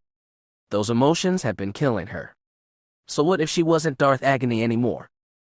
He preferred Taya Dresco to that miserable Dark Lord any day. She had said as much. She would keep the Sith title, but it wasn't who she was, not now, and she didn't wish to become that person again. She was willing to let Darth Agony die. Finn didn't blame her. The extreme levels of the dark side were not for everyone. Taya, though a Sith, was not one drawn to the center of the dark. She was different. And that suited him just fine. They had discussed just that the other night, after they had finished making love. She had lay in his bunk and his arms, wearing nothing but a smile, her fingers running idly down his bare chest. She had seemed so content. Neither had wished to move. Even the Force was filled with a sense of warm acceptance. It had been nice. She had sighed as he ran his finger down her body, from her throat, down her arm and hand, finally settling on her hip, pausing just at the start of her lovely smooth thigh. He looked down upon her lower back, the Sith tattoo that was there. She had apparently gotten it around the same time that Avi had gotten hers. Though Avaryss' tattoo was more of a brand than anything else. Getting such a mark, it must have been incredibly painful. Taya blushed sweetly. My mom would be furious if she could see this, she said. Finn smirked. Wouldn't want to see you laying with someone who practices the Jedi Code. That wouldn't bother her, Taya said. A Sith takes who and what she wants, she would say. No, she would not like to sense what I'm feeling now. Taya sighed and sat up in bed, her eyes staring coldly at the wall, thinking of her mother. After Zayist, Taya began, after I buried my family and took up the name Agony, my mother was filled with satisfaction. She sensed my hate and burning rage and thought, finally, that I had arrived. I had finally achieved my full potential. She shook her head. I hated myself and everyone else. I even hated Avi in that moment. She had sent us to Zayist, and it cost me everything. The blonde looked down at her hands. In that moment, I wanted to kill my own mother. I hated her for her years of criticism and put-downs. I trained so hard to live up to her expectations, and when I found them, she had no idea that I desired her end, not because it was useful, but because I craved pain. Finn said nothing. He simply lay there. If she needed him, all she had to do was reach out. I wanted them to suffer, she confessed. My father, my brother, taking Mom's life would hurt them. It would have hurt me, too. She shook her head. My father was always kind to me, doted on me, spoiled me, some might say. Yet, after Zayist, all I wanted was to hurt him, to let everyone feel the emptiness where my heart had been. It felt like I didn't have a heart anymore. Fem, I couldn't. She put her head in her hands. Hey, Finn said, rising, putting his arms around her. She leaned in, shivering against his chest. He held her and reached out with the Force, offering soothing comfort, just as he had done back on the survivor's world. She shivered against him, but, slowly, she let the warmth between them soothe her. She stopped shaking. She sighed. I wouldn't have done it, Finn. As much as the dark side whispered, as much as it offered. She is my mom. I couldn't harm her. So I started harming myself. It made me feel real alive. She nuzzled against him. What kind of a Sith am I? He kissed her forehead. The kind that will move your empire forward. The kind that Avi is trying to create. She breathed deeply, drinking in his scent. He could sense her wrapping him gently in a Force embrace. He held her as well. She was not Avi, but that didn't mean that he didn't care. Such intimacy was not possible without caring. He held her. They held each other. It was warm, safe. He kissed her forehead again. It was life. Finn leaned back against one of the few cargo containers in the hold. He watched the two Sith. Zay in her meditation. Taya in her training the moves of the Echini arts. Zay gasped. What is this? Taya and Finn stopped what they were doing. They were at her side in moments. You found it, Taya exclaimed. They key? Finn asked. Zay shook her head. No, but something we. Finn reached out with the Force. It was not hard to find it, what the girl had sensed. A single presence, cold and unsympathetic. He could almost see through the Force. The sea of debris, and then, amongst the wreckage, a bright white light, the plasma of a drive tail. The small ship moved out of the wreckage. It accelerated, plotting a pursuit course. Gentle solar wings extended from his sides. Zay's eyes snapped open, almost at the same time as Finn's. He knew what she was about to say. We're not alone. We? Too late. The co-op's folly shook around them. The lights flickered as the sound of an explosion filled their ears. Finn and Taya were thrown to the deck as sirens blared. Warning whoops filled the bay. Finn groaned and sat up. He had hit his head on the deck.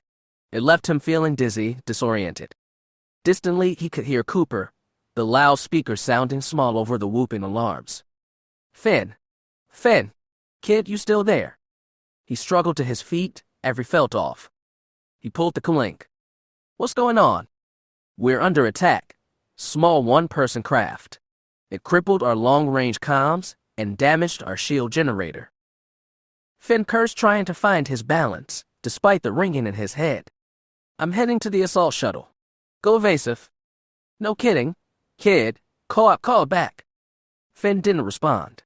He didn't even check on Taya and Zay. They didn't have time. The ship shook again, another impact from enemy weapons. Again he cursed under his breath.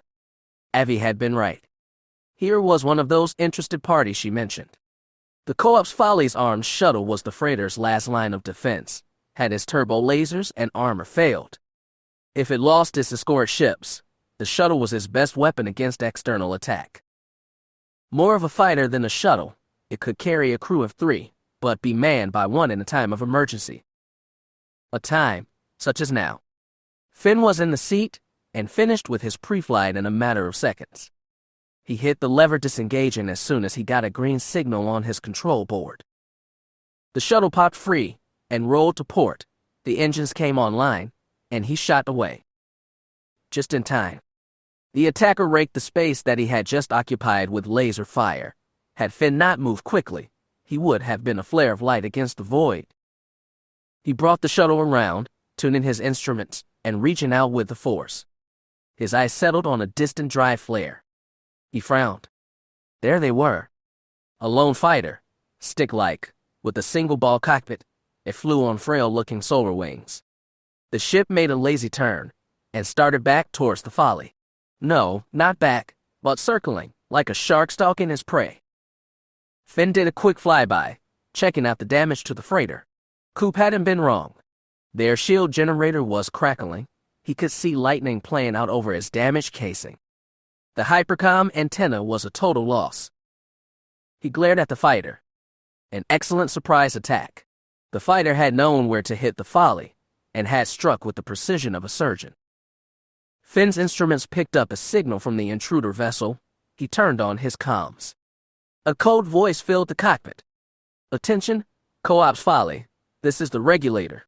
You are carrying some hard merchandise that I require. Members of the Republic militia known as the Survivor Squad. You will surrender them to me or be destroyed. Finn's eyes narrowed. Hard merchandise. Regulator. The former statement meant they were dealing with a bounty hunter. People were just merchandise to such brigands. The latter, the regulator. He had heard that name before. He contacted the Folly. Short-range comms were still up. Any idea who we are dealing with, Co-op? He inquired. It was Figgy, the comm officer aboard the Folly, that answered. 2 words, a single name. Calo Nord. Finn pursed his lips. Not good. It was a name whispered of in smugglers' dens and cantinas across the known galaxy, and had been for centuries. Calo Nord, one of the fiercest hunters ever to darken the spaceways. A relentless hunter with no fear, and a reputation of always getting the job done. Some said that he was immortal, a creature born of greed and violence. Others said he was of one of the very long-lived species, and that this Calo was the same one rumored to have hunted Bastila Shan and Revan centuries ago. Finn didn't believe that, and neither did Master Jazz. They had heard hundreds of tales of Calo Nord, some older than Master Jazz. He had come to the conclusion that Nord had been many men and women. Killers trained by killers, passing the title along when the predecessor died. That seemed far more likely than some immortal space phantom of killer. The hunter kept his ship just out of the Folly's weapons range, though he moved a bit more evasive seeing that the shuttle had been launched. Attention, Co-op's Folly, Nord growled over the comms. You will order your shuttle to power down, and instruct any Survivor Squad members on board to enter one of your escape pods. From there, I will take possession. You have 5 minutes to comply. I don't need 5 minutes, Bounty Hunter, Co-op responded over the comms. I would advise you to reconsider these actions. I'm Gabe Cooper, commander and skipper of this vessel. If you don't know the name, know this, that I'm not the type of person you want to mess with. Over the channel, Calo Nord laughed. You think that I don't know who you are? He asked. You wouldn't be so quick to engage the ship and crew if you did. Again, a bark of a laugh. I know you better than you think, old man. How else do you think that I knew exactly where to fire on your vessel to get you shields sputtering? If this is about credits, Co-op offered. It is not just about credits. I have waited a long time to play this game with you. You have deserved my attention for a long time, but the price was never right, not until this moment. The hunter chuckled. As your wife Rhonda used to say, it is time to roll the dice and play the game. A pause over the comm. Finn could imagine Co-op thinking, likely curious how the hunter knew about his history, his family. Rhonda never said that, Co-op said over the comm, but no, it can't be. Finn tried to move in on the fighter, but it danced back out of weapons range. Coop's next words sounded small and weak, a man not wanting or praying that what he was hearing was wrong. He said one word, a name. Choir. Hey, Dad, Nord responded, though I don't go by that name anymore. Finn's eyes narrowed. Now he recognized it, the voice. Choir Cooper. Captain Cooper, one of the most eloquent smugglers Finn had ever met, was almost speechless. Choir. Boy, what are you doing here? Followed you, Nord answered. How? Mom still has a few loyalists among your ground crew. I have been throwing them a little money from time to time to keep me appraised of your comings and goings. The hunter snorted. Coming to Lehen, that is a bit strange, after something valuable. Maybe you can give it to me, maybe then. I will leave enough of that old scrap heap of yours intact for you to limp home. The folly is my home, Choir. It was your home too. Yours, mine, your mother's. That didn't stop you from forgetting about her when she got sick. Did you lift a finger to help her?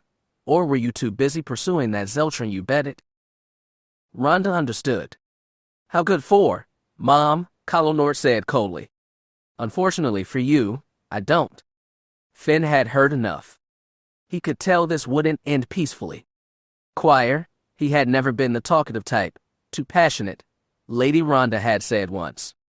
Yes, he had met the boy a few times, shortly after he became Master Jazz Padawan. Choir had been the head of the ground team for Co-op's organization, a position he inherited from his mother, his late mother. He left when Co-op remarried, just like his sister, who had only just left the Jedi Order, returning to her father after the fall of Coruscant. Both of them, Co-op's children with Rhonda, had struck out on their own. True, Co-op's daughter had adopted her mother's maiden name of Halcyon. She was one of the survivors' best allies and intel sources. Choir had disappeared. Until now? Finn activated the comm. Choir, this is Finn Shadowstone of the Jedi Order. I advise you to power down your weapons and leave this system immediately. The young man who had become the legendary bounty hunter chuckled. Well, Jazz Sidekick returns. Should have known you would be here, Sidekick. Finn frowned. We don't have to do this, Choir. Sure we do. I have my reputation to think of, and besides, you think you will be the first Jedi I've killed. Finn's eyes narrowed. Choir, like his sister, had been Force-sensitive, but only True had been sent to the Order. She and Finn had first met as younglings at the temple. The boy had stayed with his parents. They had been grooming him to succeed them. It seems like he had followed another path. He could feel the other man's dark side aura. It was not like a Sith. It was a storm, chaotic, and unpredictable. Finn sped up, starting to bring the shuttle up to attack speeds. I don't want to fight you, I said. I'm not giving you a choice, the bounty hunter replied. There is a price on your head. If you are still with Jazz Darbin, you are one of his survivors, and the Zackle are willing to pay good credits for your heads. Again, he tried for a weapons lock, and again Choir Kahlo slipped it, his ship too nimble for the shuttle's weapon systems. Choir, stop this, Co-op called out. No, Dad, you have had this coming. The regulator broke off his circle. It plunged towards the damaged folly. Finn came in and on an intercept course. He fired his lasers. Blip, blip, blip. The hunter craft juked away, his pilot just as fast as the Jedi facing him. Finn's weapons lock warning screamed at him. A single missile launched from the hunter craft. He went evasive, giving himself over to the Force. He brought the shuttle in closer to the debris, the missile warning still beeping in his ear. He There was a blinding flash behind him, and Finn was thrown back and forth in his seat. The missile had hit some debris and detonated, but he was not safe yet. Calo's choir's regulator screamed in, firing his laser cannons, raking the space around Finn's shuttle. He spun away as the blast flashed around him, but emerged unhit. The hunter backed off and flew out of weapons range again. Finn looked at the co-op's folly. It had been hit, but was moving. A missile strike had collapsed its bridge deflector shields. The ship was rolling, trying to keep its shields between the regulator and itself. Finn could almost sense the satisfaction that Councilor was feeling. The bounty hunter, who had been Co-op's second-born son, had turned vicious, eager for the kill. Finn felt his own anger rising. They didn't have time for this. The darkness was everywhere here. Any true practitioner of the dark side will have great strength and insight on such a battlefield. Finn resisted drawing on that. It was a poison well to be sure, but the shuttle was no match for the fighter. Maybe, if he did, just this once. He shook his head. No. Again the regulator began to move in, and again, Finn moved to stop it. He gasped. He felt a strange sensation coming on, a sense of cool determination and confidence. He smiled. Need a hand. He heard the voice clearly, though there was no one else aboard the shuttle. He could sense her reaching out, offering him her aid. Zay. He could almost see her sitting in the shuttle with him, a dark shadow sheened in red light. He could hear her as well, surprisingly. She sounded excited. This is the first time I've done this, the girl said, using my battle meditation. It is not like what it describes in the exercises. However it felt, Finn didn't care. Right now, he felt powerful, strong. He had the edge. He accelerated again. His ship couldn't match the speed of Calo's, but it didn't need to. All he needed was to land one clean shot. Are you in his head too, Zay? He murmured. Yeah, the girl admitted. I'm messing with his perceptions, but it isn't easy. His mind, it is not a pretty sight. Emotions all over the place. Anger, shame, betrayal, lust. The Sith shook her head. He would have made a good Sith, strong emotions, but that will never be now. The girl smiled. Take what I'm offering, Master Finn. Kill him. Finn found himself in a head-to-head charge against the hunter ship. Calo Choir fired his lasers, only to have Finn spin around them, burning at his shields and the shuttle's armor. The regulator was fast, but it traded durability for speed. His shuttle could take more. Finn didn't fire. He let himself in closer, closer. Finn. He could hear Zay's voice, but ignored it. His only focus was on the target. Closer. Closer. He reached deep into the Force. He could feel Zay's connection to him, feeding his aggression, trying to get him to fire. He held back. Not yet. Not yet. Calo, get missile lock. Finn smiled. Now. He fired. Blip. Blip. The space between the two ships lit up. Finn dropped under Councilor's ship. He executed a snap roll, bringing his guns back to bear on his target. He smirked. The regulator had been caught in the explosion. Finn's shot had hit the missile just as it armed and launched. The explosion had torn up one of the solar wings. The sail fighter wobbled. Finn could sense Calo Choir's panic. Through the Force he sensed no danger. The ship's weapons were offline. The bounty hunter was maneuvering, trying to leave the debris and achieve hyperspace. Oh no, you don't. Finn came in. He brought the shuttle around. Yes, Zay purred in the back of his mind. Now, Finn? Kill him. He had weapons lock. He. Yes. Finn. Break off. Cooper's voice. Finn could feel his emotions. He didn't want Finn to blast his son. He wanted him to spare the Murglak, who had nearly. Do it. Fire. Kill him. Zay's battle meditation had him in an almost feral state. He growled. He wanted to kill. Needed it. He could almost see Master Jazz's face, his face, and one other. The woman from Tatooine, he could see her fear. No. Don't do it. Stop. Finn hit the firing stud. Blip. Blip. The blast tore the hyperspace antenna from Callow's ship, disabling both his short and long-range comms. The regulator shifted into pseudo-motion. It vanished, disappearing into hyperspace. Finn let out his breath, not realizing he had been holding it. He swallowed hard. By the Force, he thought. What did I almost do? He could sense Zay withdrawing from their connection, feel her frustration. She had not liked how this had ended. Was it a mistake? Possibly, but it was one he was prepared to live with. No one had died today. He could live with that. Yet, it had almost not been that way. He had stopped himself, barely, but still. He had come very close. Finn to folly, he called over the comms. Co-op, you still there? Yeah, kid, we're still here, the smuggler chief answered. How about you? Alive. Choir. He jumped away, but not before I took out his comms. He won't be telling anyone about us, not until he reaches civilization. That should give us a few more hours, maybe half a day, I think. Finn sensed relief coming from the folly, from his captain. Coop was sighing with relief. Thank you, kid, he said over the comm. Thank you. No problem, Finn said. He understood. It wasn't the smartest move, but it was the right one.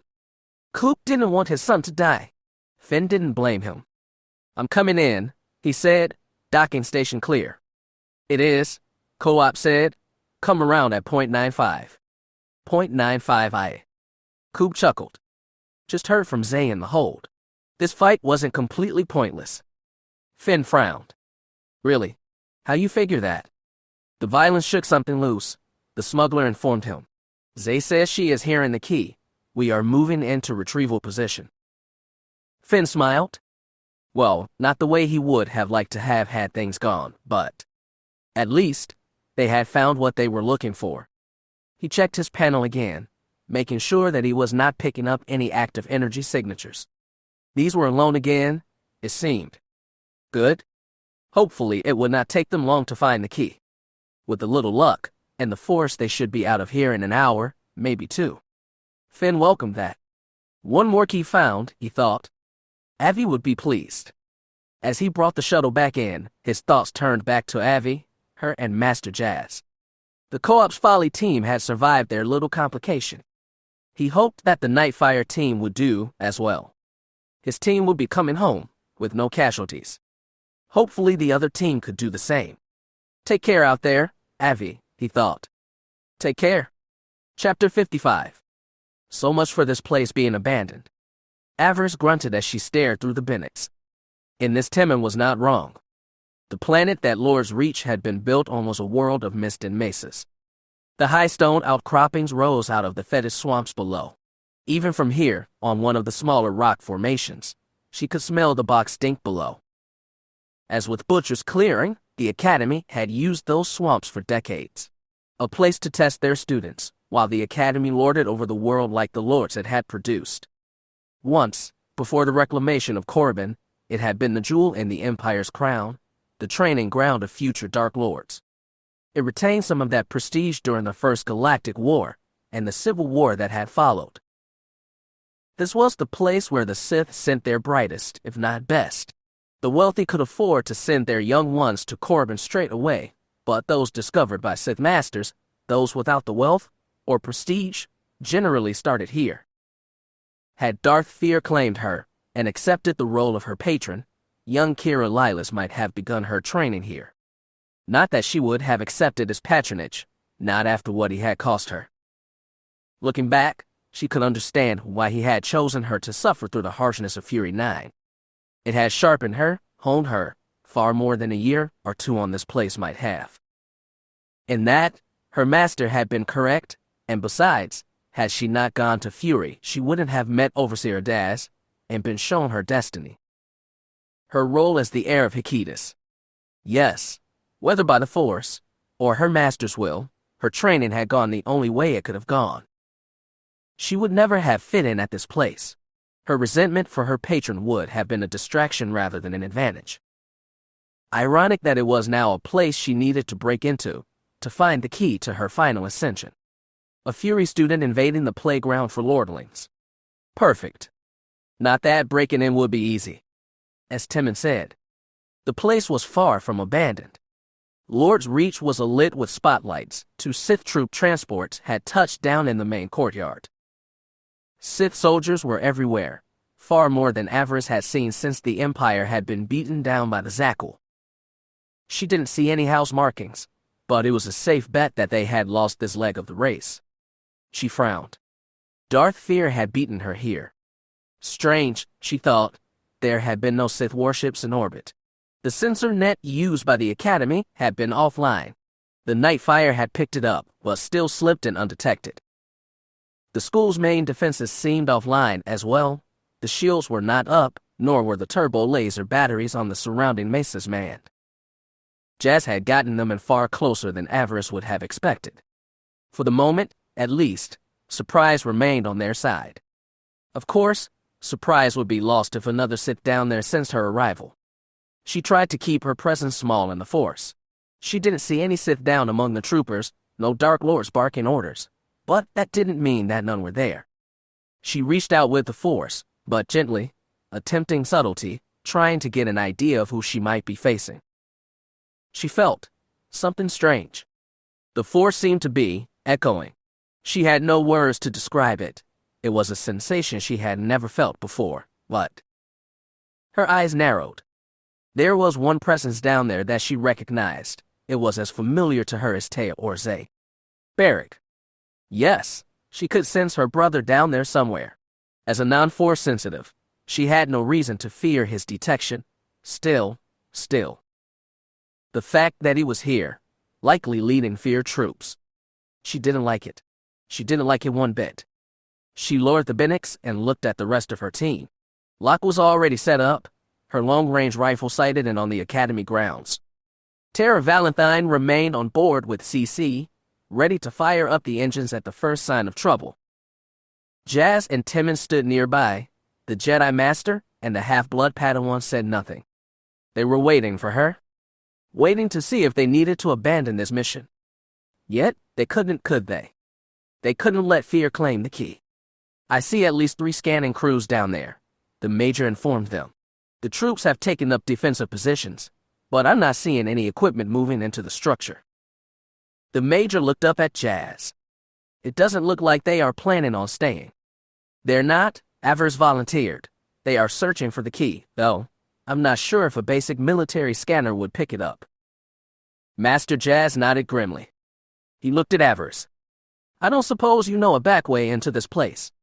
She grinned. There is an entrance at the base of the mesa. It might be sealed, but it shouldn't be difficult to enter, not if the security system is offline. She looked down from where they were standing. The mist covered the floor below. We need to be cautious now. This place was chosen because it was a challenge for the students to survive on the ground below. Beasts and prisoners of war were released as a challenge for the students. It was here that they learned to fight for their lives. Sounds charming, Locke said dryly. Once we're inside, how do we find the key? Timon asked. I should be able to sense it, Avi answered. But if I wake it up, any other Sith in the base will pick up on it. Can't you find it without waking it? Jazz asked. Avaryss considered. Perhaps she was so connected to the 3 they had. She nodded. Then we have a plan, Jazz said. He looked around, his head turning to a rocky path leading down from where they were standing. According to scanners, it led all the way down to the planet's floor. Gilly, remain here and guard the ship, and cover us if we need it. Got it, Jazz, she said, settling back into her sniper's perch. He looked again at Avaryss. We need to try and be subtle here. Any guards or patrols down below, we can't engage them unless we have no choice. Avaryss smirked. Don't worry, Master Jazz. I can be subtle when the mission calls for it. Good to hear, he said dryly. Timon, take point, Avi, and I will follow you up, cover you. Yes, Master. The tall, gawky half-blood made his way down, pulling up the hood on his robe. Jazz, in his traditional black shirt, pants with blood stripes, and Nerf skin jacket followed, with Avi bringing up the rear. A hint of a smile came to her face. She considered what she knew. Beric was here. Was this another offering from the dark side? She had promises she would try to save him. That would not be easy, though, extracting him and the key at the same time. Then, there was the strange sensation she had felt through the Force. Was this some trap from Darth Fear? Had he acquired a new apprentice, someone who could disrupt her senses? So many possibilities. She almost laughed. A chance to get not only her wayward brother back, but move one step closer to her domination of this wretched galaxy, and all the while doing it under her former master's nose, or whoever it was that was trying to claim his title. It was also invigorating. Delicious. They did live in interesting times. They were fortunate indeed. Most fortunate. The swamps below the Academy Mesa were what the Dark Lord would have expected, stinking and dangerous. Marsh gas, shadow wasp nests, quicksand, and dark side dragons gliding through the marshy waters. Exactly what she might have expected from a Sith Academy. The type of challenges to test a student's mettle, though no longer a challenge to her. As a Dark Lord, she could have dealt with them easily, with the wave of her hand. Avaryss smiled. It was great to know how much she had improved. They force made the going challenging, but difficult. The three leapt from fallen tree to rock formation, moving too quick for any mundane eye, or monster, to see them. Even Timon seemed to be much improved, getting used to his new size and growing strength. Either that, or he was trying extra hard to impress his master's master. Jaz Darbin remained cool and focused. He saw only the journey in front of him. A slight mistake that. You never knew about the person behind. Someone who might just want to stick a dagger in your back. She tried not to dwell on such thoughts. The time would present itself, she was sure. She needed to be both patient and cautious. This ending needed to be handled delicately. She could not afford to be foolish. No blame could fall upon her. Things needed to be arranged so she could not be caught in a lie by Finn or anyone else. Jaz had to die, but in a way that left her seemingly innocent. Everything had to be flawless. Not easy to arrange, but she wasn't worried. After all, she was Sith. Impossible was part of their trade. As they reached the base of the mesa, they were greeted by the Academy's defenses, or rather, the lack of them. A dry duracrete moat to keep the beasts out, 12 feet wide, and protected by a 10-foot-tall fence. Signs warnings of electrical danger were posted on the fence, but Avaryss sensed no power. Even the automated sentries at the doors of the mesa were powered down. The only thing keeping things out was a bridge that was retracted, and a heavy blast door. None of these should have presented a problem for Avaryss and her allies. Her thoughts turned to Darth Fear, that arrogant smirk he had worn when he thought he had something over on his rivals. You're slipping, old man. Even if he was trying to keep a low profile, provided it even was him, he should have realized that she would not be cowering in a corner. She would not hide and wait for him to succeed. Oh no. The keys would be hers. She reached out with the dark sight again, scanning for traps. Sensing none, she advanced on the fence. She raised her hand, drawing on the force if she was wrong, if there was still current running through this fence. She would be able to absorb it, possibly burn out the power source from here.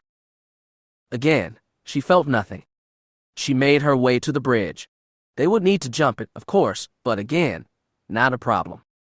The only problem she could see was the Academy blast doors, but even they should surrender with the right touch of the force. She felt the attack from her right, even before it came. She was already moving when the roar rang out, and had side-slipped completely as the thing came down before them, spitting and snarling. She was hesitant to ignite her blade. It might be seen from the mesa, but... The bile rose in her throat as she recognized the attacker. A creature from her nightmares, a monster that had almost spelled her death a decade ago. No. Oh no. It was dirty and thin. Its wicked fangs flashed as it yelled in rage. A Wookiee, she realized. A Griffin Wookiee. She raised her hand, ready to call down the power of the dark side. The creature made to left. And stopped. Frozen in stasis by Master Jaz. Stop, he shouted. Avi, stand down. It took all her self-control to do so. The past remained fresh in her mind. Her fight with another Wookiee back at Butcher's Clearing, its claws ripping into her, slicing her open, nearly disemboweling her. She snarled at the creature. She wanted to break its neck with the Force, blast it to cinders with Force lightning. She wanted to. Jazz stood before the Wookiee. "Easy," he shouted, "easy. We are friends." The beast could not move, but it could hear. Avaryss could feel its emotions, rage and fury. Yet, seeing the Republic symbol on his jacket. The beast's fury faded. It blinked, and in that moment, she felt something she had not felt in these creatures before. A sense of understanding. Jad didn't release his stasis field, but he did talk to the creature, all the while projecting images of calm and comfort into the thing's mind. He explained what they were doing and why they were here. The Wookiee, their captive audience, had to listen. Slowly, realization sank into the animal's mind. Its arms and legs lost their tension. Timon stood next to Master Jazz, as Avaryss watched. He released the creature from his grip. It went down on his hands and knees. When it rose, it stood up straight, even brushed at mud and muck that clung to his fur. The creature answered Jazz in his strange yowling language. The Jedi Master nodded. "You have been through much, my large friend, but perhaps that pain is over. Perhaps now we can help." The Wookiee barked and nodded. It stood down from its violent posturing. Jazz smiled and turned to his fellows. "Avi, Tim, I would like you to meet Ruthlessly. He was a Republic scout in the 23rd Regiment, captured by the Sith and sent here to die."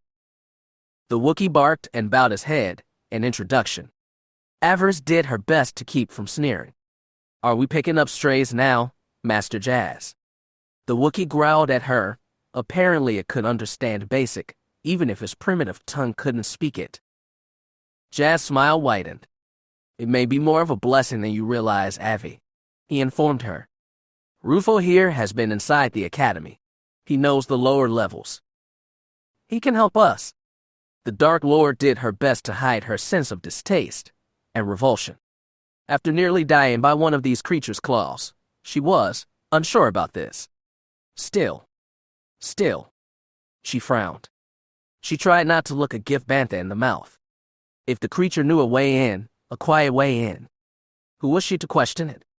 If luck was with them, the key might be on the lower levels, undiscovered by Fear's underlings. The thought of getting the key out before they realized what was going on appealed to her. War did make strange bedfellows, did it not? She almost rolled her eyes. She had gotten rid of one beast when Shira was lost. Now, she had to tolerate another one. Glorious. The Wookiee led them on a rough path to the left of the main entrance. Jedi and Sith both did their best to keep up, and despite her feelings for the species, even Avi had to admit, Wookiees were natural soldiers in such harsh environments. Ruthlessly, or Rufo as Jazz called him, had been living on the surface of Lord's Reach for almost 4 years now, barely avoiding Sith patrols and hunting parties of students. Then, about a year ago, the Sith had left, no patrols entered the swamps, and no hunting parties left the academy. Rufo had been one of 3 Republic survivors at that time. They had watched the academy closely for almost a month. Finally, they realized that they needed to take the chance. They had hoped to find a working comm station, some way to call for help. They neither knew nor cared why the academy had been abandoned. They had no way of knowing what had happened to the galaxy during their imprisonment. Even had they known, what could they have done? Using the path that he was guiding them on now, he and his allies entered the mesa. He and his allies, a human and a Zabrak, had not managed to reach the academy proper. Unpowered blast doors blocked their ascent. They had sought several means to pass, but nothing worked. Finally, giving up, they had returned to the jungle. Both the Wookiees' allies had been lost to the swamp in the months since. One of them dying to the beasts, the other to sickness. Left alone, he had tried several more times to gain access to the academy, all attempts ending in failure.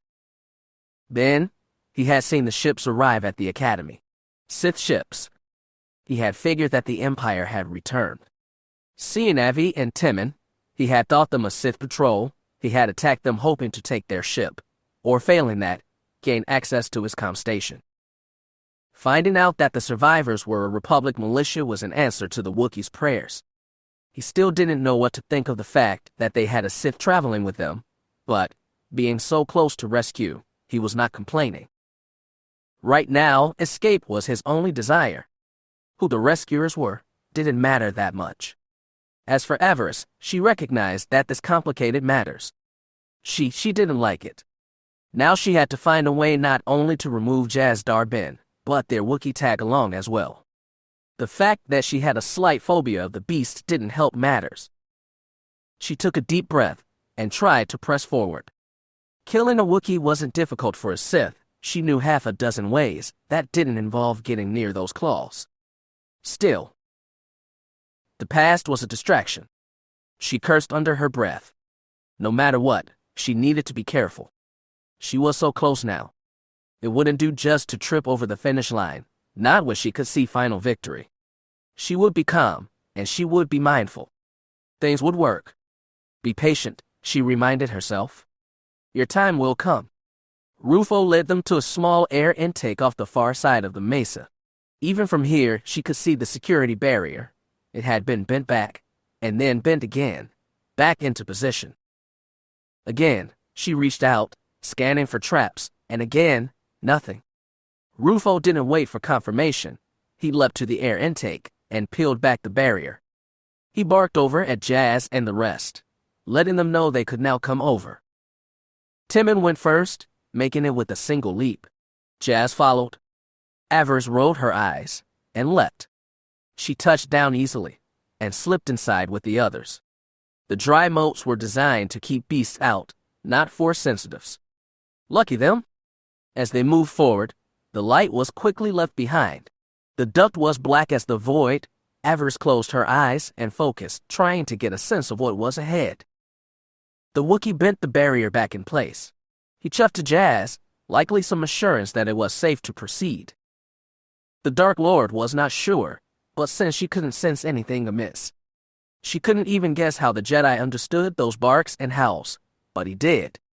Single file, the group proceeded, Timon in the lead, and the Wookiee bringing up the rear. Again Avaryss reached out, trying to sense the key, and again, sensing nothing. No, not nothing. That echo effect that she had felt outside was growing stronger. Stronger and more urgent. What that meant, she couldn't even guess. What could cause such a thing? She had never felt anything like it. The Wookiee barked behind them. He says the duct turns left up ahead. Tim, Jaz offered. From there it is about 30 steps to a vertical shaft that will open up into the lower levels. Got it, Master, the boy replied. Avaryss pursed her lips. She didn't like to think that they were too late, that all that waited up ahead was a trap. If fierce people had beat them to the prize.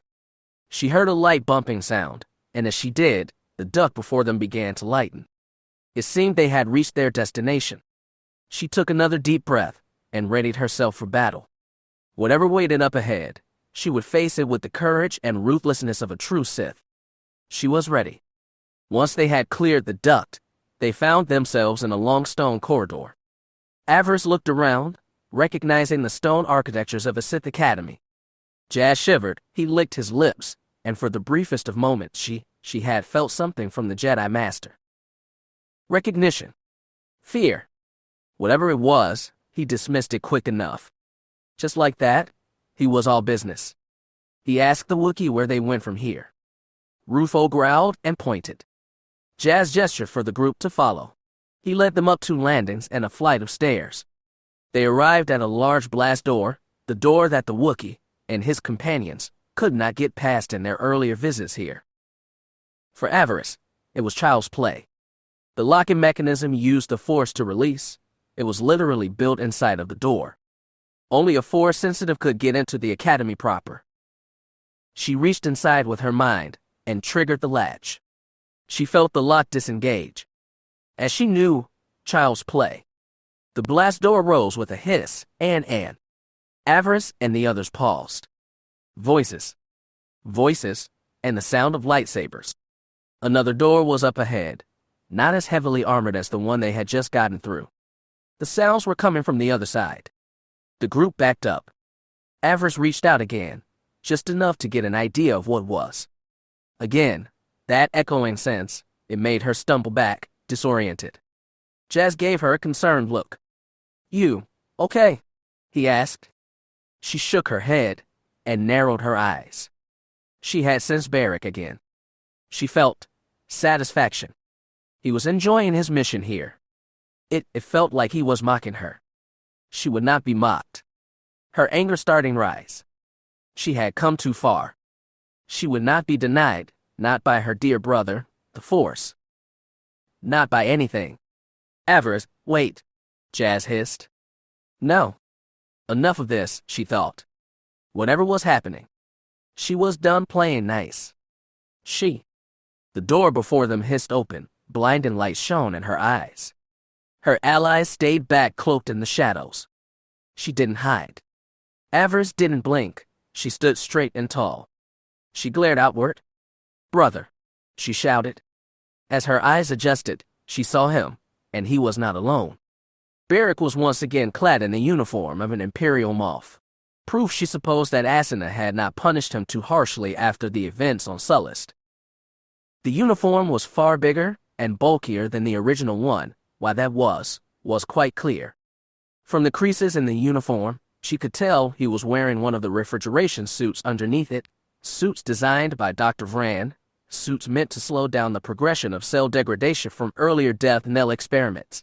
The suit would keep her brother alive and functional for a time. His face and head were covered by a black rounded helmet. The faceplate was flat blank metal, with two small tubes running down out of the neck and up into the chin. His eyes visible through two circular slots built into the helmet itself. He wore a Sith officer's cap atop the helmet. It fit well enough, as if the mask was part of an officer's uniform. He turned to face her, his breath hissing. "Sister," he replied, his voice emerging from the vocoder in the helmet. "We have been waiting. What kept you?" She held her lightsaber before her, but she didn't ignite it, not yet. Beric was not alone. Two young acolytes stood before him. From the look of things, they had been training. Each held a crimson lightsaber clad in black training clothes with full robes. Their hoods pulled up, hiding their features. Avaryss shook her head. It was from these that the echo in the Force was coming, standing so close to them. It was disorienting. She pushed such feelings away. They wouldn't stop her. They couldn't stop her. She would have her key. "And who are these?" she asked. "More nerfs for me to slaughter." Her brother coughed, more of a sound of contempt than weakness. "You would do it, wouldn't you? Family means so little to you, doesn't it?" Avaryss blinked. Family. Beric crossed his arms. He continued to glare at her. The two acolytes lowered their weapons, powering down their lightsabers. Beric nodded in approval. He didn't want this to be a fight, not yet. "Children, remove your hoods. Let my dear sister see what her master has wrought." "Yes, Uncle," the shorter one said. "Of course, Uncle," the taller one giggled. They did as he asked, and Avaryss' jaw dropped. They. What? Both were strong in the Force. That was obvious if she had to guess. They were about 9 or 10. But their faces. Those faces. She swallowed hard. The boy, he looked like Beric or Lilas. His eyes, dark hair, and features marked him as a Lilas, but that was impossible. His bone-white skin shone in the dim light. His yellow Sith eyes ringed with dark circles. His mouth twisted into an evil grin, his lips red as fresh blood. The girl, she shared her siblings' features, if not as grand. Her expression was cooler, more guarded, her lips a deep purple. Both looked upon the Dark Lord with morbid curiosity, as if she was some insect they could pull the wings off of for sport. Beric approached them, placing one heavily gloved hand on each of their shoulders. "As you can see, sister, House Fear had given back what they took from me, even as you sought our destruction. May I introduce you to Bliss and Jeer, your children?" Avaryss was speechless. "What? Children? Welcome, mother of the girl," Bliss said with a slight bow. Hi there, Mom, the boy, Jir cackled. His smile widened, turning venomous. How nice to meet you at last, here at the end. The Dark Lord glared. She had no idea what was happening. Children. They felt like her. They were clearly of Lila's blood, but how? How? A growl escaped her lips, far more savage than any that the mongrel or Wookiee could do. Darth Fear, she thought angrily. What did you do?